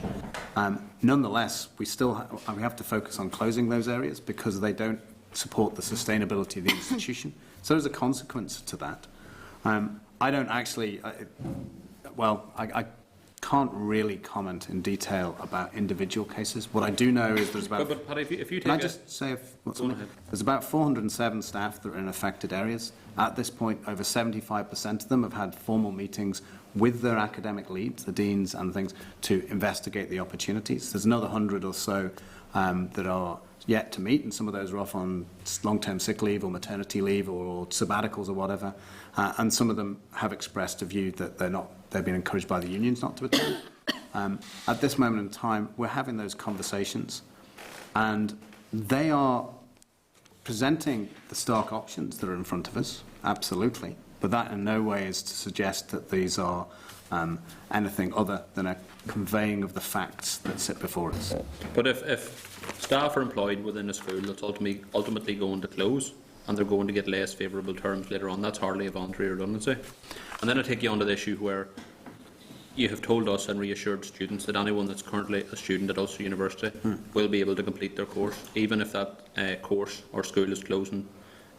But what if all those staff leave? Who's going to provide the teaching assistance to those students? What reassurance can you give students that are doing dissertations where they have lecturers or professors that are helping them carry out their dissertation? If those academic staff aren't there full time, are we to believe that students will have the same access to staff to carry out those sort of research projects? We make a commitment to ensuring that that's the case. We as a university continuously, as every university in any part of the world does, is reviewing their courses. They're closing certain courses at certain time, they're opening other ones, and we have always been able to provide the continued level of student experience to those staff. Is it required to have a full-time staff members there present? No, it isn't, because full-time staff members do a series of things. Teaching is one component of that. But we will have to ensure that there is adequate provisioning for that teaching component at the right level. And it would be a deeply unfortunate situation if we were faced to having to, that there were nobody around locally, and then we would have to source it elsewhere. But we would exactly do that, and we would find the provision, and we would commit to that to the students. So you can give existing students a cast iron guarantee that their studies won't be adversely affected by these redundancies? We will do absolutely everything in our power to ensure that. But you can't give us a... Oh, absolutely. Yes, sorry. If you want, yes, we want me to say as a cast iron guarantee. That's what we have to do as an institution. My final questions are around tuition fees, and you have said that the university has no stated position on it. But have you on any occasion since you have arrived or taken up your position, advocated or suggested or proposed that setting tuition fees at £6,000 a year might be a way forward? No, I haven't used any number whatsoever. Okay. I do think we need to visit that one, not as a fee debate. That's not, today is not the time, but there is a differential between England, Scotland and Wales and Northern Ireland, and there is an impact. So we've got to find a model that works, and there's a whole range of them out there. It's not necessarily an increase in tuition fees, and I don't think politically here an increase in tuition fees is going to happen. So it's not the... I'm quite intrigued. I've just come from the Australian system, and they effectively have a graduate tax that's based on the ability to pay at some point into the future. That's one alternative model. The models we can work through. It's getting a commitment to that long-term sustained funding that's absolutely central. One of the challenges, and there was a point earlier that a commitment was given 2 years ago, and now that's effectively they appeared to have reneged on it. Commitments are fine if the budget situation remains consistent and you have ability to plan for the future. If you take the level of funding out, then those commitments go out the window at some point. I suppose from a university point of view, you might feel aggrieved that there was a commitment made to protect students by not increasing tuition fees, but there was no reciprocal commitment to protect the income of universities, and I suppose it's a fair enough point. And in hindsight, it's something we should have looked at. We are where we are. We have to work together to solve it. Alex? Yeah, thanks, Chair. Thank you for your presentation. In terms of the amount of money you were getting in 2010-11, it was 89.7 million. 89.7 million, yeah. At that particular time, was that comparable to England in terms of money? I'll defer to my colleague. Yes, it would have been at that time. It was in line with English modelling. So it was quite good up to that point, really? Yeah. Well, at that stage it was in line, and then it's been reducing ever since. Yeah. Okay. And can I just say, it's been reduced ever since without the provision for us to be able to raise the funds elsewhere. Right, so that's the big challenge. Okay. In terms of the redundancies, there's 210 staff. Are they all lecturers? No, it's a mix of right academic staff and professional staff and faculties, and 210 was the indicative number. At this moment, it's more like 185, but as you will imagine, it depends on who comes forward at from their relative grades and positions in the institution. Okay, right, that clears that up. In terms of the reduction of percentage of student numbers in your different campuses, C. McGee's 3.8, Colerane's 13.4, and Jordanstown's 10.4%. Is that to do with where all these different courses that you're cutting back on? Yeah. Yes. So it's effectively of the 1,250 places, that's the percentage that's been hit in each of the. That's the impact of the hits on each of those campus areas. We've clumped Jordanstown and Belfast together because obviously we're moving into Belfast, so it's better to view it as a single entity. Okay. You talked about reserves, and you've £171 million of fixed assets. Yeah. Are those fixed assets things that you would like to get rid of, if you could? No. There's nothing in that. No. Trust me, if there was ways we could have capitalised, we would. But the challenge there, of course, as you would be aware, that's one-off money. That's not sustained funding. So you can solve a problem for a month or a year through doing that, but you can't solve it into the future. Okay, that's me. Okay, Thank thanks, you. Alex. Phil, just to come back, declaring interest as a student at university. Did you? Yeah. Sorry. He did declare. Thank you very much and welcome. It was my request that this invitation be made to yourself, so I'm delighted you can join us. I'll also declare an interest as a student of University of Ulster, although on leave of absence at the minute. Just really to come back to one point, and I know you feel confident in the communication that you've had with the stakeholders involved. I would disagree, as others have, particularly in relation to students, and it kind of draws on some of the points that Phil has made. A number of students have contacted me to say, we don't know what's going on. If contracts are going to be terminated on the 30th of April next year, where does that leave us in terms of our assessment of examinations? Even the point that Phil says, in final year students, it's all very well and good securing that resource, but students will feel comfortable with the lectures that they had over the previous 3 years. So there is a lot of anger, and it's probably a very light way to put it, amongst students themselves and how they have been treated in that. Staff equally as well do feel a wee bit shortchanged, and it kind of comes back to my next point really, is that I'm not altogether convinced that all of this is down to budget cuts. I do think this is a long-term kind of way of creating your centres of excellence and trying to consolidate courses within individual campuses. So I would really be quite keen to know when these decisions were taken. So a lot of these cuts seem to have happened over the summer. You've given us a date of March, I think, or around April when we were starting to think of this process. It's quite big dramatic changes within the management and the structure of the university for it to have happened, further to budget cuts in itself. And don't get me wrong, I don't necessarily disagree with that, and I'm not in a position to say that that's a right or wrong thing to do. But I would quite like to know when these decisions were starting to take place, because in my opinion, when you start to put this in place, the first thing you do is risk management, and that's looking at staff and students and the people that would be affected. So even, to say that you have had communications with unions this week, we're now into October. And these decisions were put out in the 31st of August. So I think in terms of your communication, I would like to know, could we have done this sooner? Could we have mitigated a little bit of what's happening now and the sort of fear around the redundancies and all of those things? There's a lot in what you've just asked. I'll start off by saying you can never communicate enough, right? There will always be, in any context, either one person or a group of people that feel they haven't got the answers that they want. And all we can do is put in place a very compelling communications plan, and we did do that, and I have dates here, and we can talk about through those in a moment. And then, as challenges and concerns arise, go and speak to those people, right? And a particular example is only 2 days ago, what day is today, Wednesday? On Monday, based on a series of emails, particularly from modern language final year students, we've corresponded back to them and arranging meetings, etc. So, and as the concerns arise, we will deal with them. You're never quite sure what particular slant people will take on things.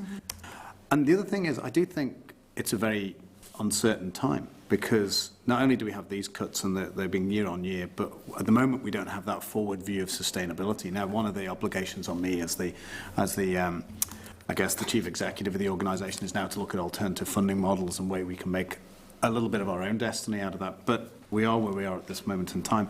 And I actually do think, not specifically at the academic staff, but I think there is an understandable anger across the institution, because these cuts are having direct impact on students and on staff. And that's, we'll do everything, absolutely everything, to mitigate that as much as we can. But there's inevitably at the end of this, there is decisions to be made. In respect of your specific question, is this like a stalking horse for an alternative model? Is this more of a long-term aim? So. Well, okay, there's two parts to this. In terms of the process that we undertook, it happened following the budget announcement, cuts announcements. And I have all the dates here, but they were announced on in 31st of March of this year, and then the first meeting of the Budget Review Group happened on the 21st of April, and there's a series of meetings and engagements through that time. And really they were about addressing the funding shortfall. Okay. I think it is probably fair to say that in taking the consolidation approach, we're minimising that impact and hopefully strengthening the university to see out any other challenges it might face. Was that a thing that was conceived of prior to that? Well, probably no, because I wasn't in place in the institution. And if you ask, we're starting as of next week the strategic planning process for the institution, which we'll be launching, and I will be asking the questions about what is the campus identity, because one of the challenges we face as an institution is that if you pick computing as a good example, I want to do computing at Ulster University, and then it's which campus and where and what, and actually I don't think that serves students. It doesn't serve us in terms of the operation of the organisation, and it doesn't allow us to concentrate and have critical mass around key areas, which will improve students' experience rather than diminish it. So overall, we have to have that broad conversation with the staff.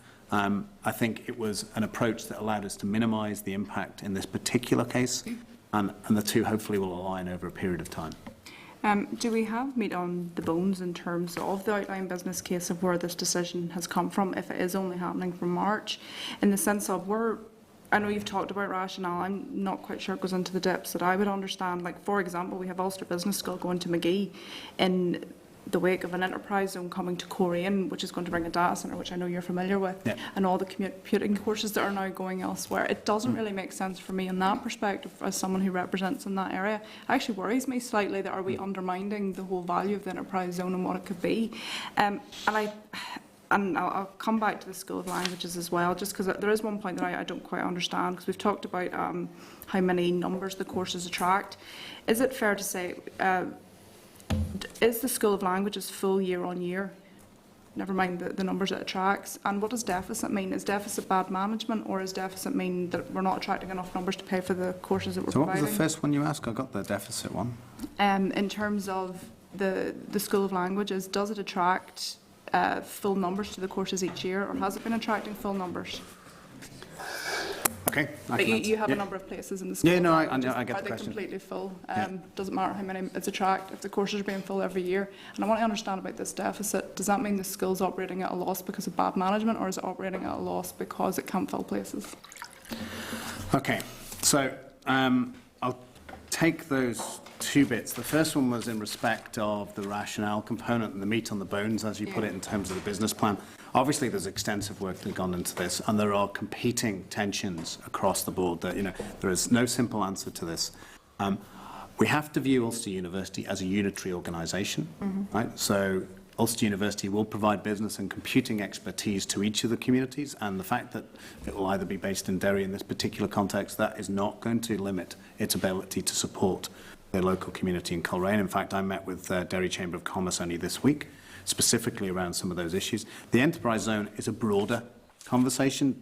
If we get a data centre there, and I hope we do, that would be a huge coup, but it employs about 12 people. It's not going to actually make the enterprise zone operational. We have to have a range of things. I actually think life and biosciences is a bigger opportunity for that enterprise zone. And the point to make is business students don't start businesses. Typically, it's actually people in other areas, and business students are part of making it work, and the business professionals. So, and that will not be lost to Coleraine. So the rationale, I think, is very strong. And it does take cognizance of the fact that we still have to maintain deep relationships with either communities in each of the areas. And it would be the same argument that Pat has proffered in respect of psychology and its impact in that community, but we will still be able to manage those relationships. In terms of modern languages, there's two bits. Firstly, the deficit, I don't believe, is bad management whatsoever. We have strong management structures in place in terms of the delivery of courses. It is a demand and a resourcing issue in my mind. It's sort of a slightly loaded question to ask whether the courses are full, because we fill them out of clearing largely. So, and as a consequence of that, the tariff points, the entry requirement drops in the institution. Of the 21 programmes that we have on offer, all bar one of them have either 0 or 1 first preference requests in UCAS. So that basically points to a low level of interest in the space. We will always be able to fill almost any course from clearing if we lower the entry standard sufficiently, and I'm not prepared to lower the entry standard of the organisation, because that's about the quality of the students we accept and the overall quality of the degrees as they're perceived that come out of the institution. So I don't believe it's bad management. I believe it's actually a diminishing space in the higher education sector. It's probably an increasing space in the further education sector, and there is a joined-up thinking component to this. The removal of it being obligatory at GCSE will have a downstream impact. So there's a larger debate to be had in that modern languages space in Northern Ireland. Could you explain deficit, though? What do you mean by that? Claire, A loss. yeah. A loss. So it's spending more money than it's getting. Right, okay. Thanks. Members could just be aware of your phones. There's complaints from recording, we're picking up interference from mobiles. So, Anna. Thank you, Chair. First of all, I want to welcome you. Thank you. As a new Vice-Chancellor. And I appreciate you have a very difficult job at the moment with the financial constraint on your university. But as others have said, we really have met with a number of lecturers and students who are very angry, who are saying that you refuse to meet with them, there's no transparency in the decision-making process, there's no consultation with you, and you refuse flatly to meet with them. So, and you have dealt with some of that, but I want to pick up a number of other issues, supplementary perhaps. You said, right, you use a range of metrics in deciding what courses to close, and languages being one. But there are two other courses. That's the housing management course, the BSc, and interior design. Yep. The housing management has 100% student employability proven. The only housing management degree in the whole of Ireland. Now, you said FDE colleges could pick up languages in Northern Ireland, and you also said you want to have this regional mission. Yep. Here, but cutting those, and another one is, yes, interior design also is the only course in Northern Ireland, and you're cutting both. So, I mean, have you ever talked to the building industry? Have you talked to, say, other government departments to say whether this may be detrimental in our building industry now coming back? I do want to just take real issue with the first comment. I have not refused to speak to anybody. Okay. Right? Full stop. And I would really like that to be on record. I have put certain constraints on some of the conversations, but overall I've not replied. And in fact, I've gone in and faced up to and spoken to every member of staff in every area of the university, whether they're effective or not from this particular process. And I think that's really important. And I haven't at this point I've spoken to the Students' Union extensively, so I do take real issue with that. Nonetheless, if I just speak specifically to the overall rationale again, and then those specific elements, you can pick any particular area where the impacts are very significant, and you can say, why are we not keeping this in preference to something else? The scale of these cuts is sufficient that we're not in a position, as you would be in a broadly healthy financial higher education sector, to do cross-subsidy across the organisation. And as a consequence of that, we have to, if we don't cut areas where there are deficits or where there isn't demand, then there are larger cuts to be found elsewhere. And I think that's the context we have to consider this in. Now, and I also am aware that you can pick and choose your particular statistics and representation, but there's a set of statistics instead of numbers and a set of metrics that you'll use, not just one. If I pick the interior design, actually provision for interior design will be embedded in one of the courses that exist. So we're not losing it in entirety. We are losing the single degree course, and we're not losing the entirety of that particular, that provision within the institution. There just won't simply be a defined degree in that particular place. And I have to say, you can see that I've got pretty much all of the data to hand in my head. I can't quite remember the one around the housing course. But I know that we debated that quite extensively, and it's in the same broad space of demand versus provisioning and cost base. Nonetheless, there will still be within the institution some expertise in planning and in architecture and the built environment broadly, and in the social policy space. So all of those, backdrops to that will still be available in the institution. And I think the challenge for us, of course, is quite rightly, you see a headline of a particular course closing and you immediately assume in the broad that the institution loses that expertise. In very few cases is that true. But some students may just want to go that degree because they know that's very employable. Well, can I just say, that might be the case, but we are no longer funded to provide degrees that people might like. Okay. Can you explain that? Well, we've taken 58.6 million out of the provision of the university. We can't provide a full suite of every degree that might be desirable across Northern Ireland. We have to actually very much focus on areas of strength and balance and consolidation. We have to focus on maintaining the excellence, and I think we're simply in a space where we are not funded anymore to be that completely broad and encompassing organisation. But then that course has proven that there is a demand for those students, because they are saying 100% of students got employment? I'll have to go away and take on notice the specific numbers, but I will hazard a guess, an informed guess, if you will, that the number of students that have been brought onto that course, produced from that course, does not sustain the overall teaching provision that's required. And with it being the only degree in the whole of Ireland, north and south, surely there is a unique selling point. Or you can view that slightly differently. If no other university is providing it, it probably means there isn't a realistic demand for it. Okay. If I come back to you, you mentioned about you have obligations to students and they are not going to be left without teaching staff, but they may get contracted staff. I've received emails from students. I have related that explanation. They all say it's not acceptable to them. They do not want part-time staff who are going to be in and out for a few hours a week, and they can't contact them. So how do you say to that? That won't be the case. There certainly probably will be part-time staff or limited number of full-time staff over a period of time. But we have managed this context as any other university has done worldwide. We do this as part and parcel of the evolution of an institution, and we continually ensure the quality of our education to the students. So I don't accept that. It's not a desirable way to do it, but certainly we will provide the best education to our students.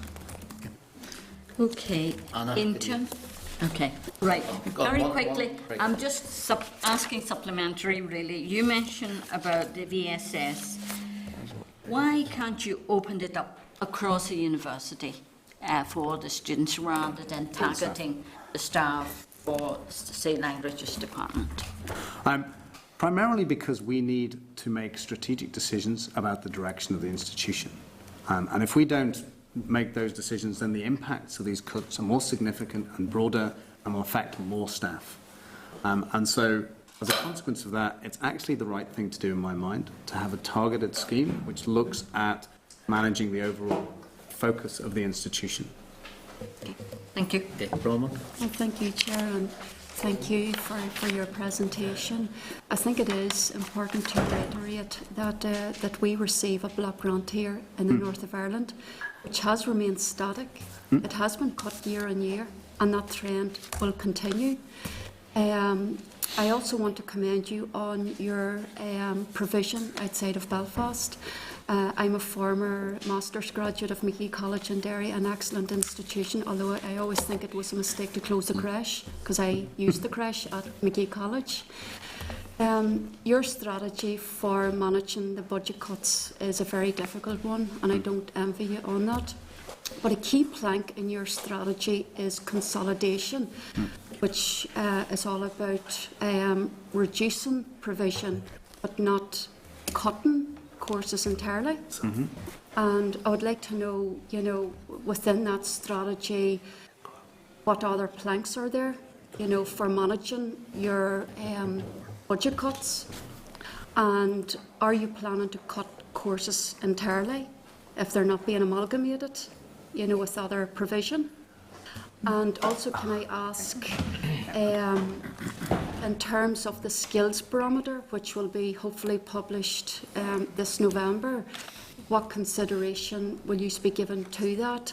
And I'm thinking in particular of the full-time Irish degree, which you will be consolidating at McGee College in Derry and reducing that provision in Belfast, because I would suspect that would show a skills gap in Belfast. So it's just how you manage that. There was a couple of questions embedded in that. I'll just start out by what other planks are there to the strategy. Just to be clear, you will have heard, and you've heard across the media and various other the things that are closing or consolidating. If you haven't heard anything, then the rest is progressing as it was.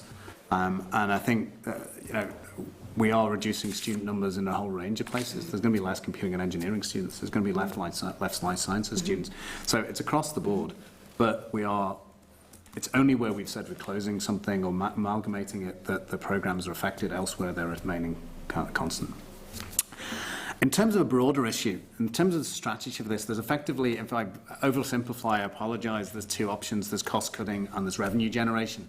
Part of what we're doing in this is effectively trying to find the savings, because it's come at such short notice that we have to try and do that. And we're doing it in the way that we think will strengthen the university as far as is reasonably possible in that process.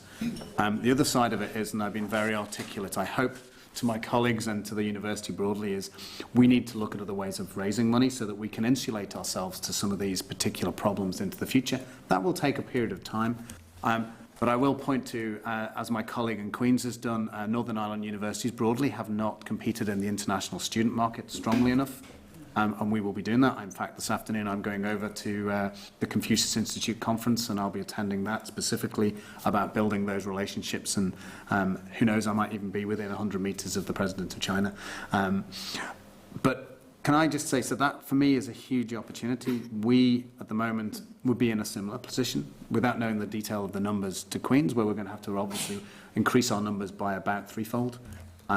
And two important things to say in that, or three important things. Firstly, if we bring an international student in, it does not displace a local student because they're funded in a different way. In fact, it's the opposite. It cross-subsidises the local student because you can maintain courses that might not be financially viable as a consequence of local funding by the provision of international students. I think that's a really important thing to do. Secondly, for me, it enhances the cultural diversity of both the university and the communities in which we live, and I think that is a really good and important thing to do. But thirdly, international students come paying full international fees, and that amount of funds, I can speak for my previous institution that went from a relatively low base and last year brought in $48 million of international student fees. That would ultimately have offset many of the cuts that we have. Now, it's not we shouldn't be looking to cross-subsidise the entirety of the higher education sector in Northern Ireland through international students, but we can find a healthy balance that within our institution, and I will be pushing that as a revenue generation, if you will. And then just to talk more broadly at the skills barometer thing, obviously that's not out yet. I've had a few peeks because one of our colleagues is involved in that, but I haven't seen the detail of it. And we'll respond in due course to each of the statements in there. And that has to be an engaged conversation between ourselves, the FE sector more broadly, and the higher education sector more broadly, and with the department, because we can't individually address the skills issues in Northern Ireland. And I would also point very clearly to the fact a university isn't simply a skills generator. It's got a broader obligation, so we will react to immediate skills, let's say in narrow STEM, etc. But we have a long-term commitment to the cultural diversity, the socio-economic component, the intellectual development of Northern Ireland, and that will be in the arts and in other associated social sciences and humanities. And we've got to maintain that component of our institution as well. And Paddy, just finally to say, when you made a comment about budget savings coming at such a short notice, we here in government had already agreed our programme for government when we were presented with these cuts, so we're in a very difficult position as well. I'm merely making the statement, not making an accusation. The biggest challenge I face, and I have to say this one so that it gives you a bit of a sense of the challenge. We were on the Friday going to allocate our PhD scholarships for this year to PhD students. On the Thursday, we got a notification of a 56% cut in our PhD fund. Now, that is a consequence of a whole range of things, but you can see how it's difficult to plan in that particular scenario. Okay, thanks, Brian. David? Thanks, Chair, and thanks for your presentation. Well, I certainly do not envy the task that yourself and your colleagues do face. And the problem is, it's in this place. STEM's the problem. The cuts, people are very good at pointing the finger at other places. But the problem lies in here, the problem that you guys face, because people don't make those difficult decisions. A lot of this stuff has been covered, but there was an issue raised with us last week in regards to the timings and fairly short notice being given for various aspects of the voluntary redundancy. I think the 31st of October was mentioned as a very close deadline where people had to make sort of quick decisions, perhaps. But do you have any comment to make on that? Look, obviously I have all the dates here in front of me, but the 31st of August of this year is when we had the first conversation with the unions, and then subsequently with affected staff over the 2 days that followed. Voluntary redundancy scheme was opened with a closing date of expressions of interest by the 31st of October. And the two things to point out to that expression of interest is a staff member can just say, I'm interested, and they're under no obligation to follow through. Equally, the university is under no obligation to accept their expression of interest. And then there will be a process from the 31st of October to effectively to the first week in January, evolving that conversation and trying to work out how we implement it. It's post I think the date isn't here on my list. In terms of it's about the first week in January that we'll be making those conversations, and we'll be working very, very closely with all parties during that time to try and make sure that we get the best outcome in a difficult situation. So I would refute that we haven't done that in a timely fashion. Okay, thank you. Just to maybe follow up, maybe not directly involved, but certainly the planning application for the housing development at Jordanstown in relation to other matters had been refused. Will there be potential for an impact there as well on the financial run of the university? I can obviously ask my colleague to speak more generally specifically about the financial component, but that's an ongoing process, and that's a planning process that we will work through. There's always hiccups in those particular things, and it's already pre-planned into our budgets and futures, so it doesn't have any impact, and none of the cuts that we are facing as a consequence of that. That would be fair. Yeah. Okay, Sidney. Thank you, Chair, and thank you, Paddy, and your team for your presentation today. I'll be brief. There just appears to me to be some sort of a breakdown here. Paddy, listening to you say that you haven't refused to meet anyone. We all know, or we have all had representation to say that no attempt has been made. And that's the word, no attempt has been made to either negotiate with employers or with unions or such like. And, you know, I think there has to be a position here. I did pick up on your conversation as well that you said you haven't refused to meet, but you have put in constraints. I'm just wondering, has some of these constraints sort of hampered progress? But whatever it is, I think you need to overcome that, and negotiation needs to take place to get this all resolved for the good of everyone and for the good of the students at the end of the day at the university. So I would hope going forward that you have a difficult job, but I would hope going forward, and the redundancy issue is another one is coming forward, that everyone within whatever the criteria is given an equal opportunity for voluntary redundancy. As some say it as more or less maybe being told, well, if you don't apply or take the voluntary redundancy, it could be something else and maybe lose their job, or it could be they'll be asked to more or less go out the door. So that is very concerning to people and makes them very sort of uncertain and unsure of themselves. But can you tell me that you say you have meetings planned? I'll finish with. You have 3 dates or something penciled in. I don't know whether that's 3 meetings or just 3 possible dates for a meeting, but can you see that some of these issues will be resolved? You obviously know what we are hearing. I'm sure you're hearing, and you obviously have taken a position that you say you've done, and your management team have done everything possible. Are you telling us that today, that you have done everything possible to resolve all these issues, or is there scope, or is to sort of say, look, take it or leave it? So that's where I'm coming from. Thank you. Okay, so there's quite a wide-ranging question. We are and will engage completely in a process, and we are doing that, and we've stuck to it. There are meetings proffered at the moment. There are certain constraints that are just reasonable to put in, that we start through the industrial relations process, and I will quite happily meet with people subsequent to that and conversations. But I think the general principle of, if I can't get the right answer, the person I'm talking to, I go to the top, doesn't apply in this. You've really got to work through the process, and we've got to sit in the rooms and work that through. And then there will be, ultimately, there's obviously going to be times where I have to speak with people and talk, and I've done that with the individual staff members across the university. So, yes, we will engage fully. It takes both parties to engage in a meaningful conversation, and I think that's a challenge to all of us. Thank you. Thank you. Paddy, Richard, Peter, thank you very much for your time. Hopefully next time we'll meet in pleasant circumstances. Look, and thank you. I mean, robust questions, but certainly not unreasonable questions, and so thank you for that. And I do look forward to coming back, both maybe tell you a little bit about the strategy of the university moving forward, but also I think we do have to have a really engaged debate about higher education in Northern Ireland. If we don't, all of the other activities we're doing about economic and social development are simply not going to be supported by one of the key elements of the sector.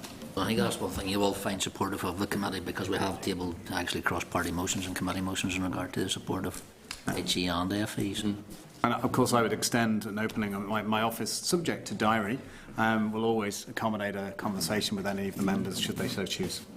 Okay, thanks, Paul. Thank you. Thank you. Good. Members, our next briefing this morning is actually from Ulster University Students' Union in regard to student finance and student fees.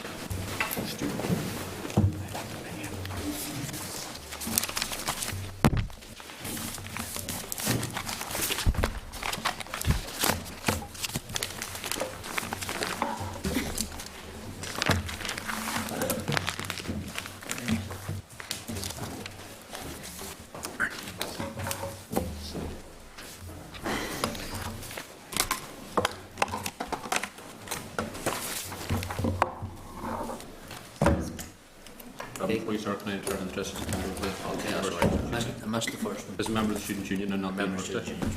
Thanks, Rob. Automatically I made that.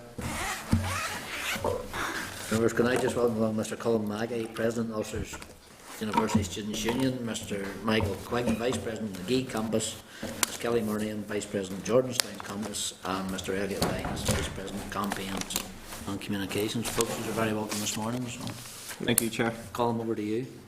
We're just going to give a bit of a brief overview of what the Students' Union does and then talk through the paper that we forwarded in advance. So Ulster University Students' Union is an independent organisation. We're spread across the 4 campuses of the university, and our core aim is to promote the interests of students and to represent them in all matters affecting their interests. The union is run by 7 elected officers, 4 of whom are here today, and it's our job to represent, support and involve the 26,000 students who attend Ulster. We do this through our societies, our sports clubs, our student council and our course representative system. We also actively run campaigns which raise awareness on student issues, and at the moment we're actively working on a voter registration campaign with our colleagues from the National Union of Students and the Union of Students in Ireland. We kicked this off during the Freshers period when we distributed 2,000 voter registration forms. Our students contribute significantly to their local community in the giving of their time and skill to improve the communities that they live in. As Minister Farry has recently said, education is recognised as an enabler of social mobility, cohesion and change. It helps people improve their prospects in both life and employment, and I think most people would agree with this statement. The importance of publicly funded primary and secondary education is well recognised, and with this recognition we believe the next logical step is to fund all education in this manner. Ulster University employs over 2,500 staff and attracts over 26,000 students. The economic contribution Ulster makes is well recognised, and its impact has been validated through independent research. In the paper provided, I give an overview of how the cuts have impacted Ulster specifically, so I'll not reiterate them now. I do think it's important, however, to remake the point that the cuts will affect the ability for lots of students to study their subject of choice in Northern Ireland, and also will stop others from accessing a university education. There's also a need to consider the short-term impacts that these cuts will have. For example, the cut to the Modern Languages School, it's unclear who will be officiating summer exams, as staff who choose to take voluntary redundancy will have left before the summer exams period. There's also a general admin which accompanies administering degrees, such as aggregating marks and answering queries, and we're concerned as to who will field these queries when there's no full-time lecturers working on certain courses. Lecturing staff provide ongoing pastoral and academic support and often have a close relationship with students and are able to support students through problems before they become an issue. This could be referring them on to us in the Students' Union or also on to student support, and we feel are on to student support for advice, either on personal or health issues or to help access hardship funds, and we feel this kind of support would be lost with part-time staff teaching courses. We also have serious concerns on the effect these cuts will have on staff morale, impacting on the quality of teaching, research and the student experience. And this will be felt particularly on courses that are earmarked for closure. We've concern that the goodwill of many lecturers who will exit on a voluntary severance scheme or potentially through a compulsory scheme and are brought back to teach may not be there, and that it will be students who will suffer in the long term. The factors of less staff, more work and low morale are likely to impact on the staff and students' mental health, and students are already a very vulnerable group in this area. The cuts at Ulster will put Northern Ireland at a disadvantage in competing as in the global market, and in efforts to attract foreign investment. This decision prevents students with the ability from studying the provisions in Northern Ireland and drives those away who wish to study provisions that have been cut. We've laid out in our paper the importance the contribution Ulster University makes to society and the economy through its placements, its research and development, partnerships with local businesses and spending by staff and students in the local economy. We've also laid out the economic advantages of a publicly funded higher education system and the role it has to play in meeting the growing skills need of our knowledge economy and in attracting inward investment and remaining competitive. And we know this is a priority from the programme of government. And I want to move on to the student support, or the support students receive while they're at university.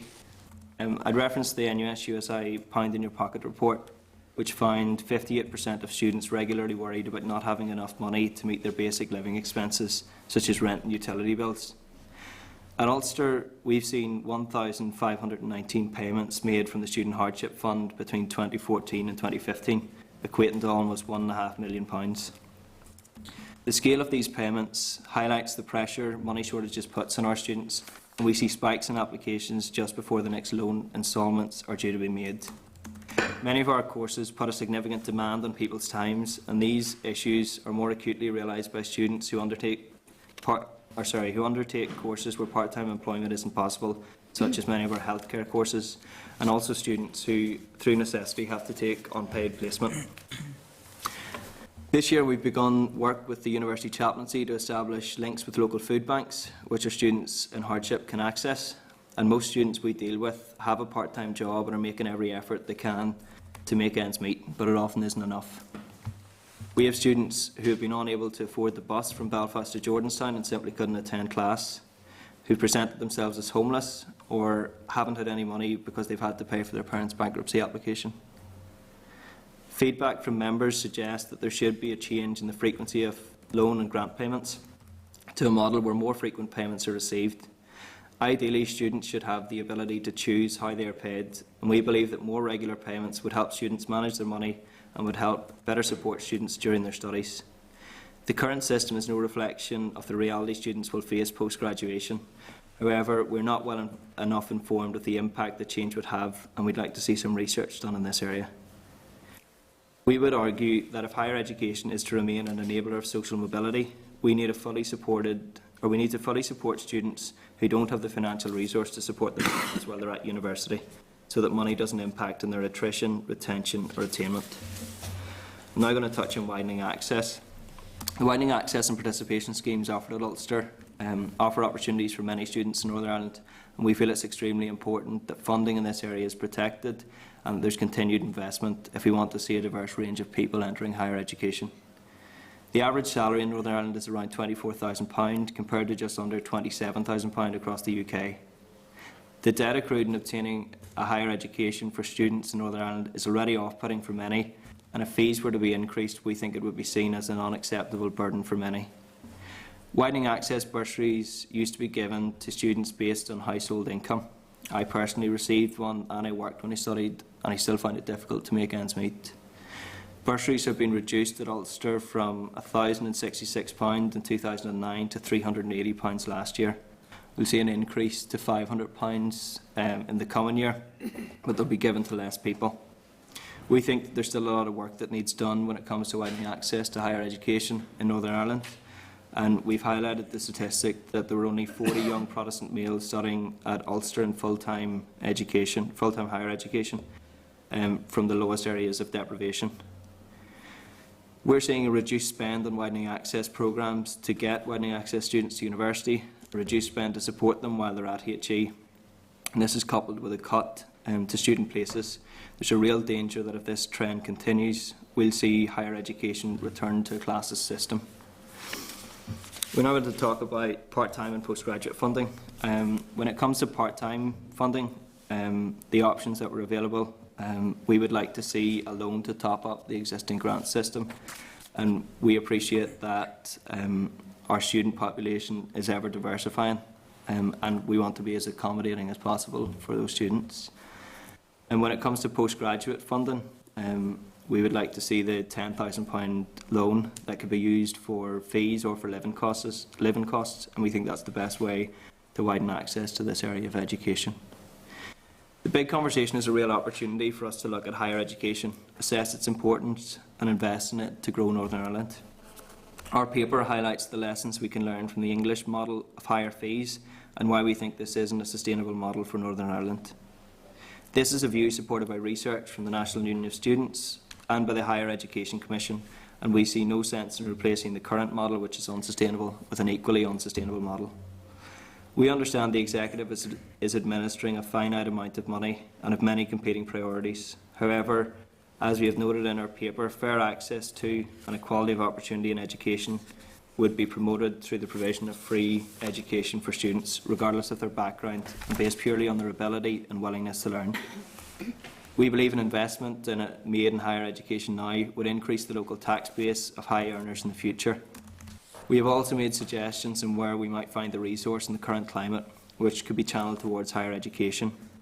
And without reiterating those points fully again, we think the use of progressive taxation, as we've seen in Germany, tackling the cost of division, as highlighted in the Deloitte report, or reallocating the European Social Fund, as we've seen in Slovenia and Malta, are potential ways to fund higher education.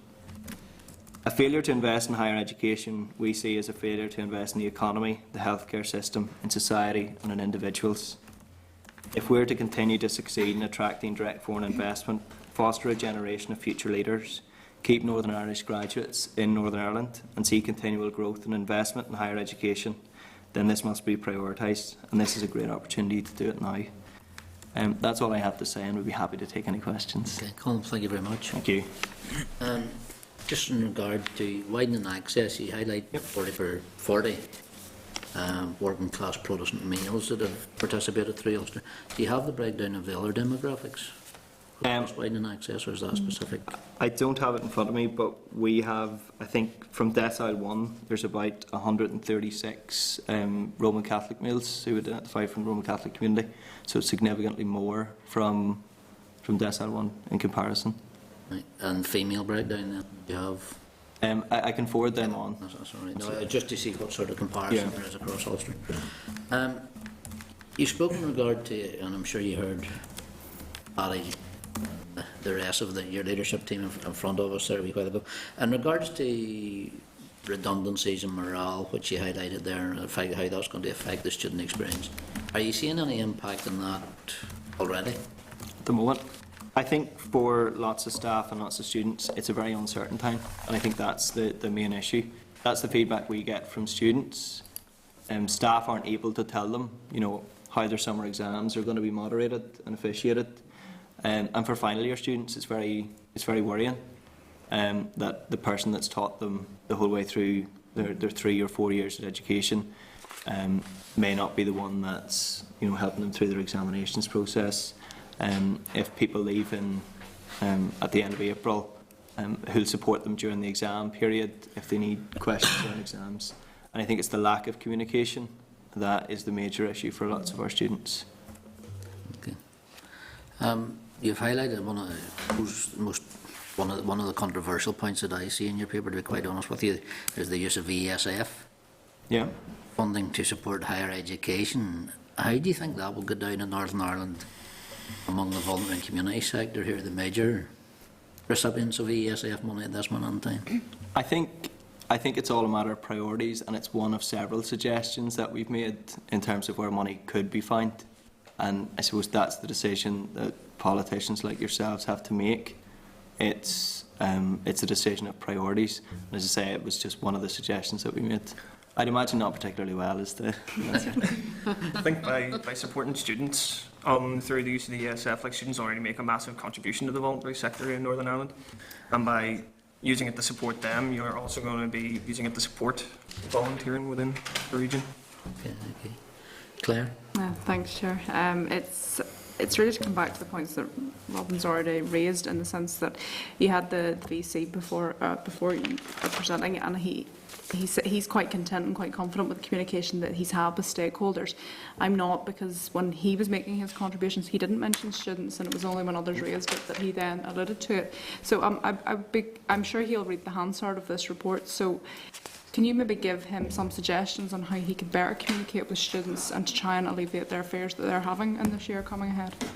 I think the communication that the university have given to students so far, and it's when they've asked, is that either it's unclear as to who's going to leave through a voluntary severance scheme, and I think that's a bit disingenuous when you consider the courses like modern languages that are being cut. Everyone from that course, I assume, will be leaving through a voluntary severance scheme.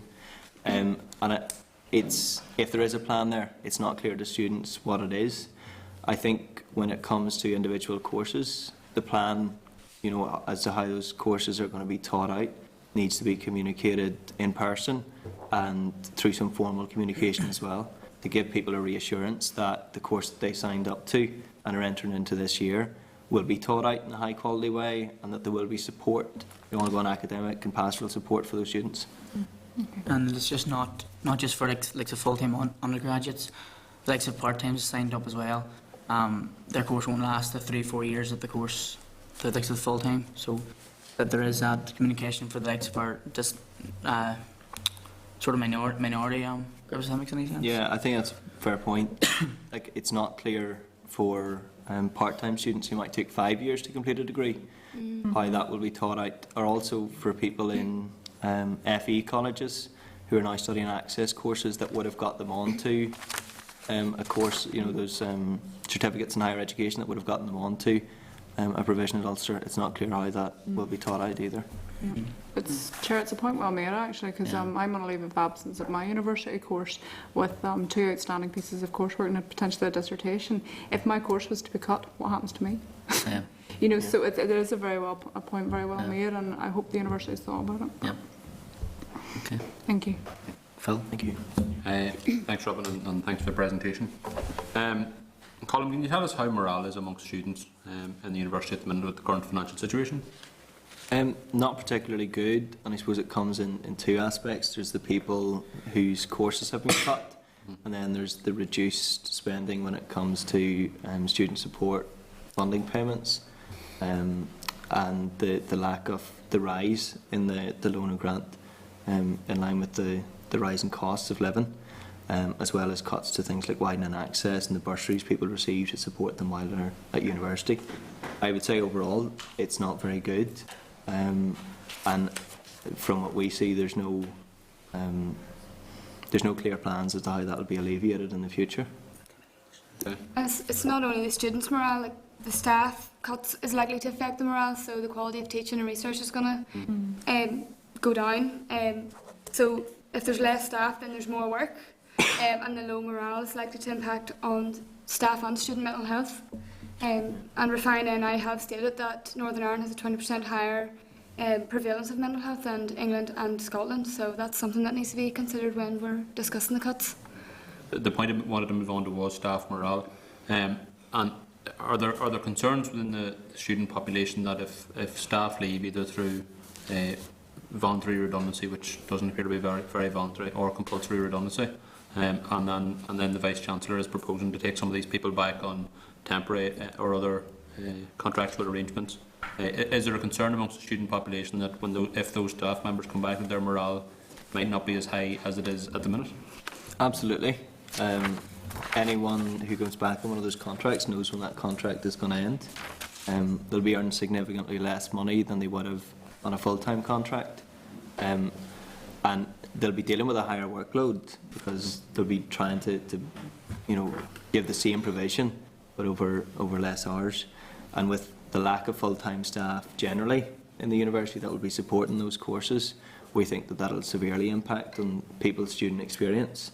And it is especially for students who have signed up this year, who will have a full university experience. And for lots of people, it'll be the only university experience they ever have.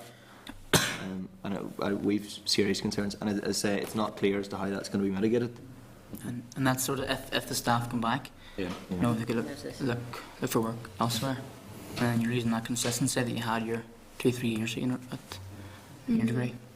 In terms of, excuse me, in terms of tuition fees, I think the union's position on that is fairly clear.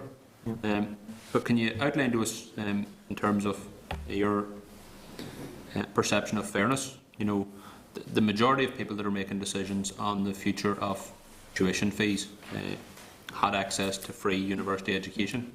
And some people are running about proposing that we have either £6,000 or £9,000 a year tuition fees. And when you include that and the requirements for so many people to take out loans to fund their living costs during university, you're looking at people coming out with debts of £40,000 before they start. And the Institute for Fiscal Studies have said that 73% of graduates won't repay their debt in full. So it doesn't make sense for a start, it doesn't make financial or economic sense. But in terms of a sense of fairness, for so many people who had the opportunity to access university education for free, now impose a direct tax on students. So they'll come out of university with a debt of £40,000. But those same people, when they came out of university, would have been able to buy a house for much less than £40,000. Do you think that's fair?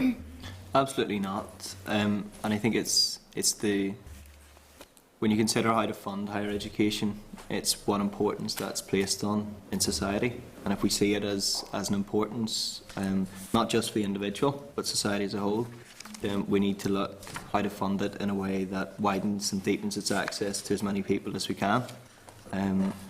But there is a sense of deep unfairness if the person making the decision has access to higher education for free, when and they're imposing high levels of fees and loans on people who are just about to access higher education.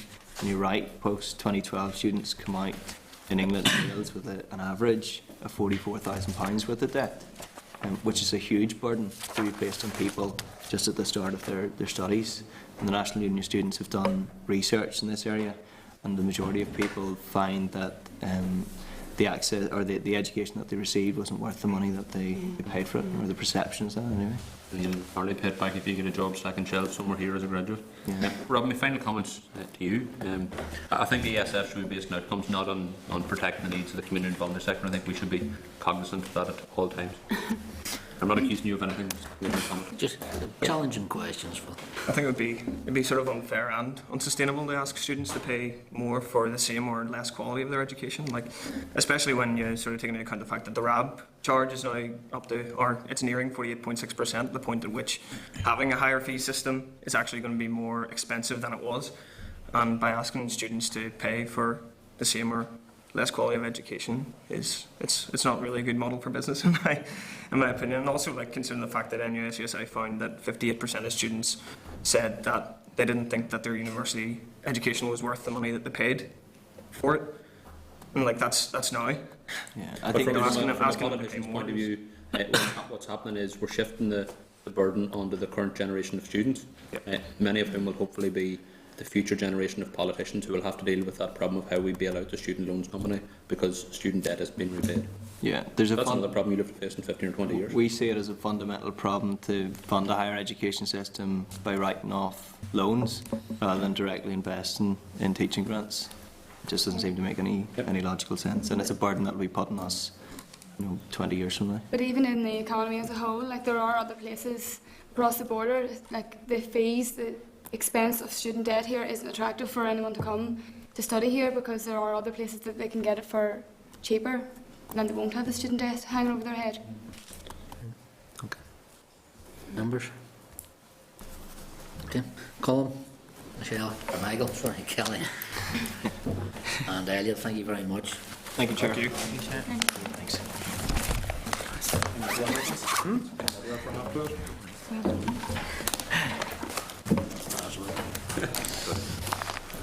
Okay, members, any other business?